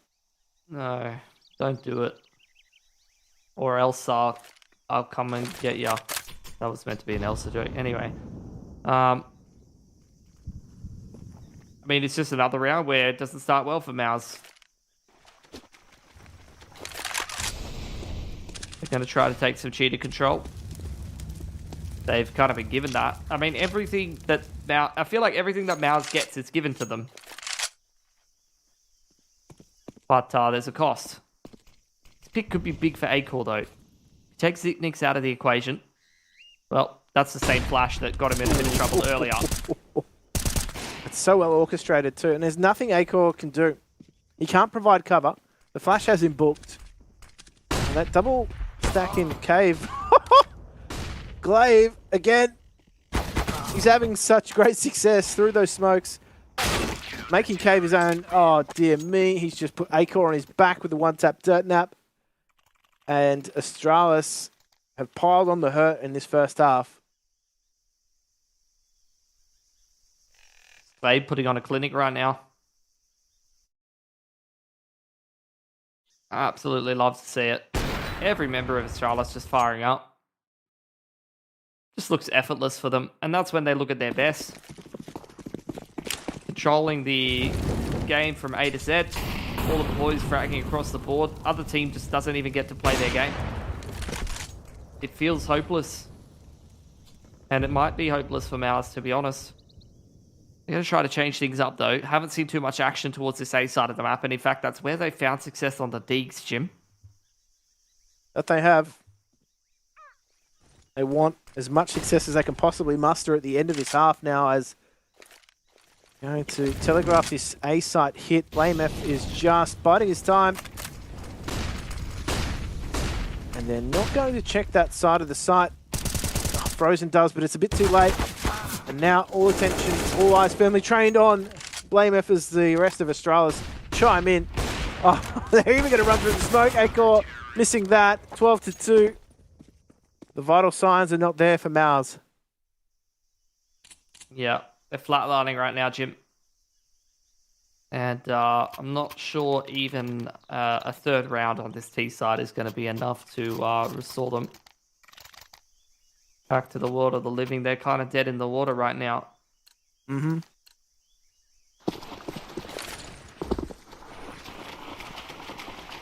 Another T side gun round where the money and the util is not great for MOUZ. They go down to Galil's.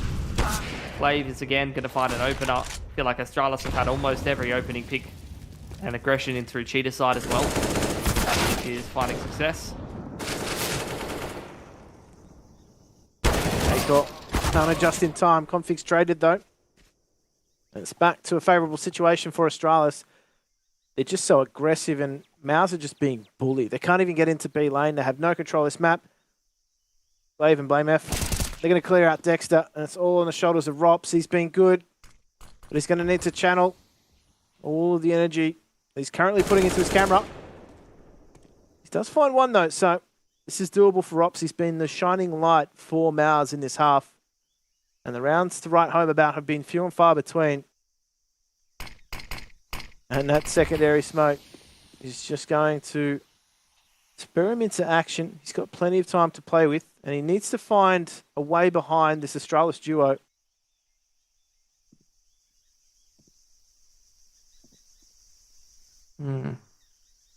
There's an opportunity to dismantle this round if he finds the right timing. Got 2 flashes to work with as well. So definitely help him push these players towards the door side off the line. Glaive is posted up, though, never caught off guard, not for a single second his whole half on the RGL or the AWP, and a 13-2 dominant half for Astralis. Let's see if MOUZ can recover after the break.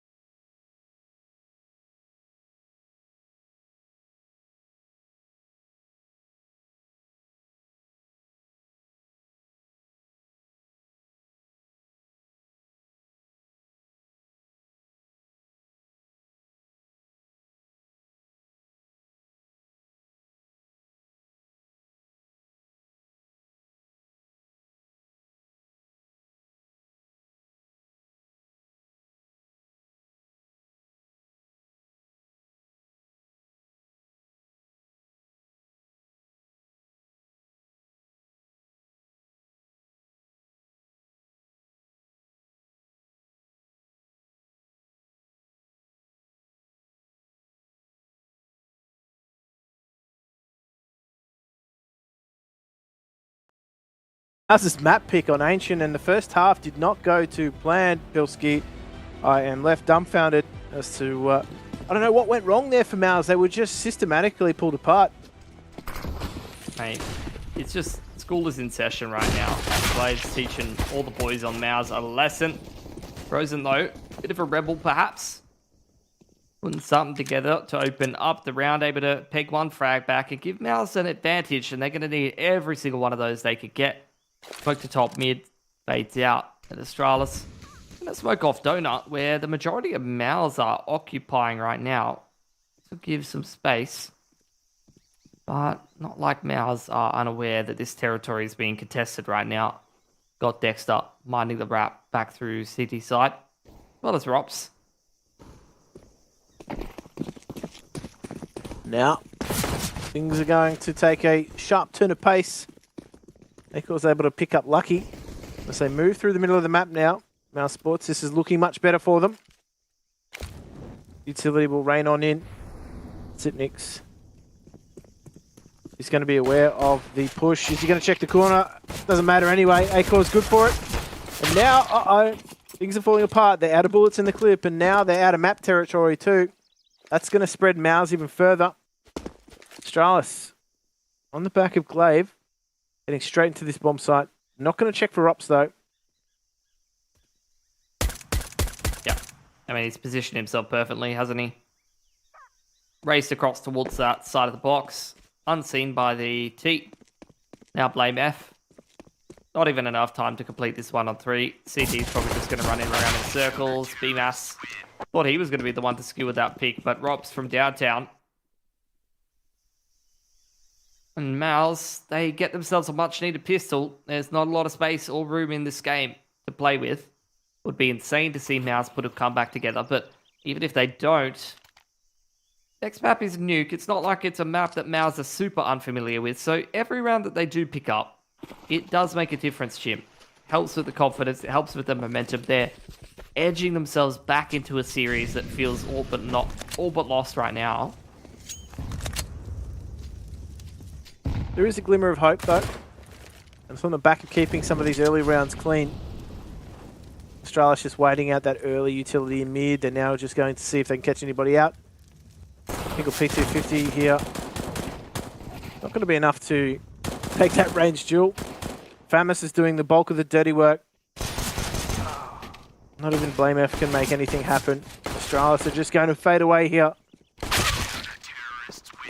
BMAS tags in Big Brother. Doesn't want to repeat Glaive with that Glock because the man was actually looking kind of dangerous with it. And Astralis now into their first gun round. Good news for MOUZ though, haven't really sustained any losses in that first gun round. So look, if there ever was a certain set of circumstances that led to a comeback for them, this is probably the one line where it starts. The 1%er, maybe like a bit of a Doctor Strange kind of situation. Missed Molotov too in mid. I actually don't think it was consequential, neither team taking control. But Sipnik's opting not to try and beat out the smoke. He's just going to sit and work around it, but MOUZ not having that utility now to do damage to anybody in B lane. Astralis have got their net set. Look how deep the bomb is set, Pilski. It's that smoke coming in through the cave too. But actually, it baits out that utility reaction from MOUZ here towards B. Use the smoke, use the grenade. Pick up config through that smoke. I don't know, Astralis have been halted somewhat. Yeah, no doubt. Another fortunate win for MOUZ, getting that spam kill through the smoke. A win on the bonus would be a massive confidence booster. Frozen, just shoulder spotting towards Donut side. And smoke that off. Chew even more time off the clock for Astralis, who've just set up Glaive to work his way through top middle. And once again, we'll look to regress towards its B side of the map. It's a 3-man stack on B here for MOUZ, but Glaive working his way through Swarm could be absolutely instrumental. 8-Core looks like he's got that covered, but he's still going to lose his teammate. Dexter goes down. Now Glaive just creating pressure. All he's doing is shouldering, and the rest of Astralis flooding into the site where MOUZ are trapped in cave. Oh, and there we go. They have to play from cave. That's a brilliant play from Glaive to be able to push MOUZ out of that site. And you're right, all he did was create pressure. It was a conundrum for the CTs to try and work out what the next move was going to be. It is a 3 versus 4, and all signs point toward a save. Yep. I mean, look, if they take 3 rifles out of that round, then that's something. But when you're down 14-4, there's not many more rounds you can save in. Can't see any more from MOUZ, really. They have got to be buying in, and they've got to be winning. And into this first proper gun round, they're not even going to have the AWP for A-Core. It's going to be rifles across the board. Another timeout for MOUZ. The third of the game.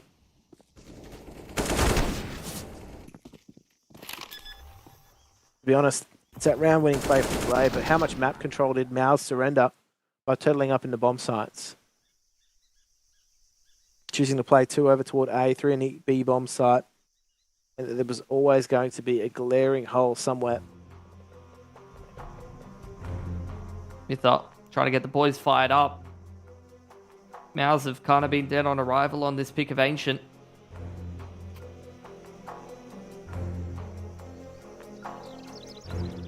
Like I said, I mean, there's no way they picked this map win up.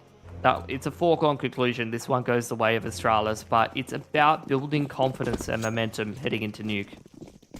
They need to start firing up now, or they have no chance here, and they're going to be going out of IEM Winter. Frozen.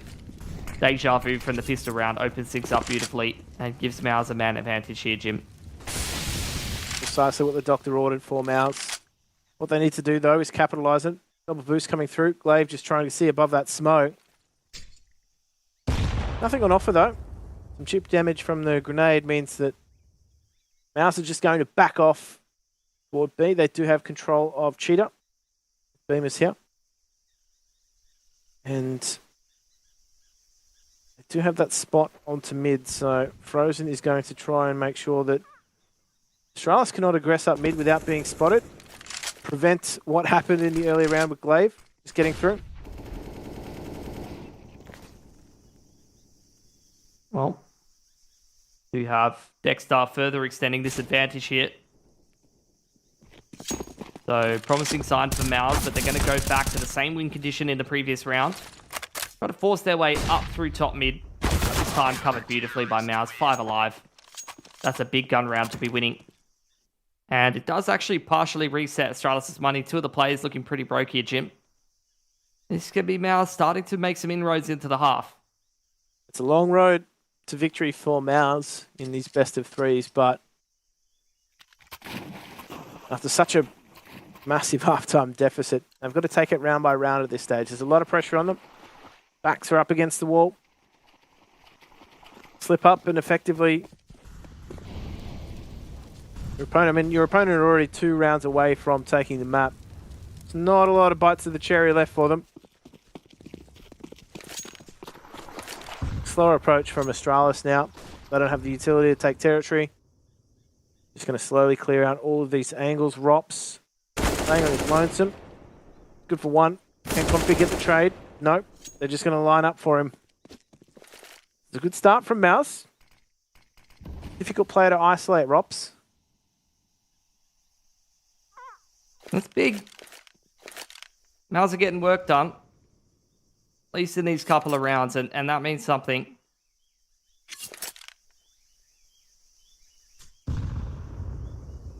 Astralis really just looking for damage in this round. Every little edge that they can get towards the tail end of this game is going to be huge for them. Because when you're this close to map point, you're really just looking for that reset potential and have that one round that you can break through and crack that CT money. It's your big win condition.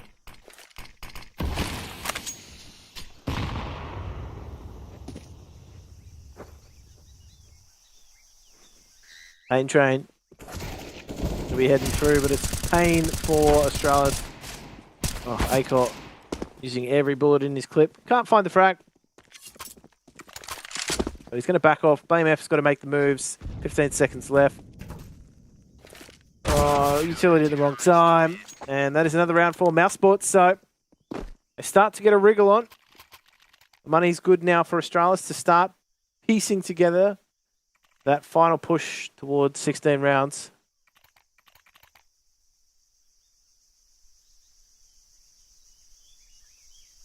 Let's see if that's enough info for Astralis to get a good call in here. It seems like they are pretty consistently able to get in through mid, take some mid control after the initial util. They're not contesting in the early round. They're waiting out that util and then they got to go work up towards, top and middle in the mid to late round. So we'll see if that continues to be a trend. MOUZ are already starting to cotton onto it a little bit, but it's easy to hold those little extra extremities, Jim, when you find yourself up in numbers. It's in those man disadvantage situations that it's so difficult to have everything covered. There's too much territory to cover. And that starts to catch up with you. slower approach now from Astralis. Not burning a lot of that early round utility too, Bilski. They're not necessarily having to expend it to get into these areas. They're trying to hold on to it for a little bit longer. Give them some options in the mid to late round. Yeah, we're getting pretty low on util. Astralis going to group up towards B. You're already seeing some shifts in rotations from MOUZ, though. I'm looking at Frozen. He might regress in towards middle. And you're seeing exactly that. 40 seconds on the clock. He's going searching for some info. Wants to make that mid-round push and see if he can get a bit of a flank on maybe at some point. As do get that B execute in. It's a completely open site here for Astralis. Going to have no issues getting the bomb down past the spam. That's beautiful. It goes down now, so... a lot of work to be done here for Astralis. They do have a single HE. Blame F. They need to use that wisely. Oh, Config's completely wide out. And now, single flash. Doesn't matter anyway. They're just going to try and stream in 1v1. CTs do not have anything to their name to try and break this apart as that smoke gets expended. So Blame F is just going to try and play off of Zipnix. Aclaw, 5 bullets. Played to perfection by Blame F. And that is a round and match point for Astralis. First map in this series. So I'm not liking what I'm seeing from MOUZ. Unfortunately, they're just getting bullied out of this map, Pilski. It's not looking good. I mean, yeah, it's been a pretty straightforward day at the office for Astralis. We were looking at the fact that they don't have too many reps in officials on this map. And it was the pick in from MOUZ, and you were hoping for a little bit more. But MOUZ, a bit of a slow day at the office. They had a heartbreaking opening game in the best of one. And here on Ancient, things are not going much better. Astralis, they're playing to win here. Going straight in for the killing blow. Great layering of the flashes. Really sharp timing hit on towards that B site. And they've got full control. MOUZ locked out now. Bomb plant comes in. Oh, the cave is on fire. That's not going to be a staging area for a retake for quite some time. Look at it. It's just halted MOUZ's efforts for now. Oh, Config gets decapitated. So there is an in here for MOUZ.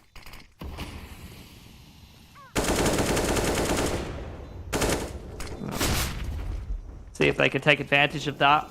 Lucky's found the pick through the smoke onto BMAS. That's just further extending advantage for Astralis. Zipnix as well with a max 10. It's just all gone Astralis right from start to finish. An absolute clinic being put on from Glaive and the boys. They take the first map.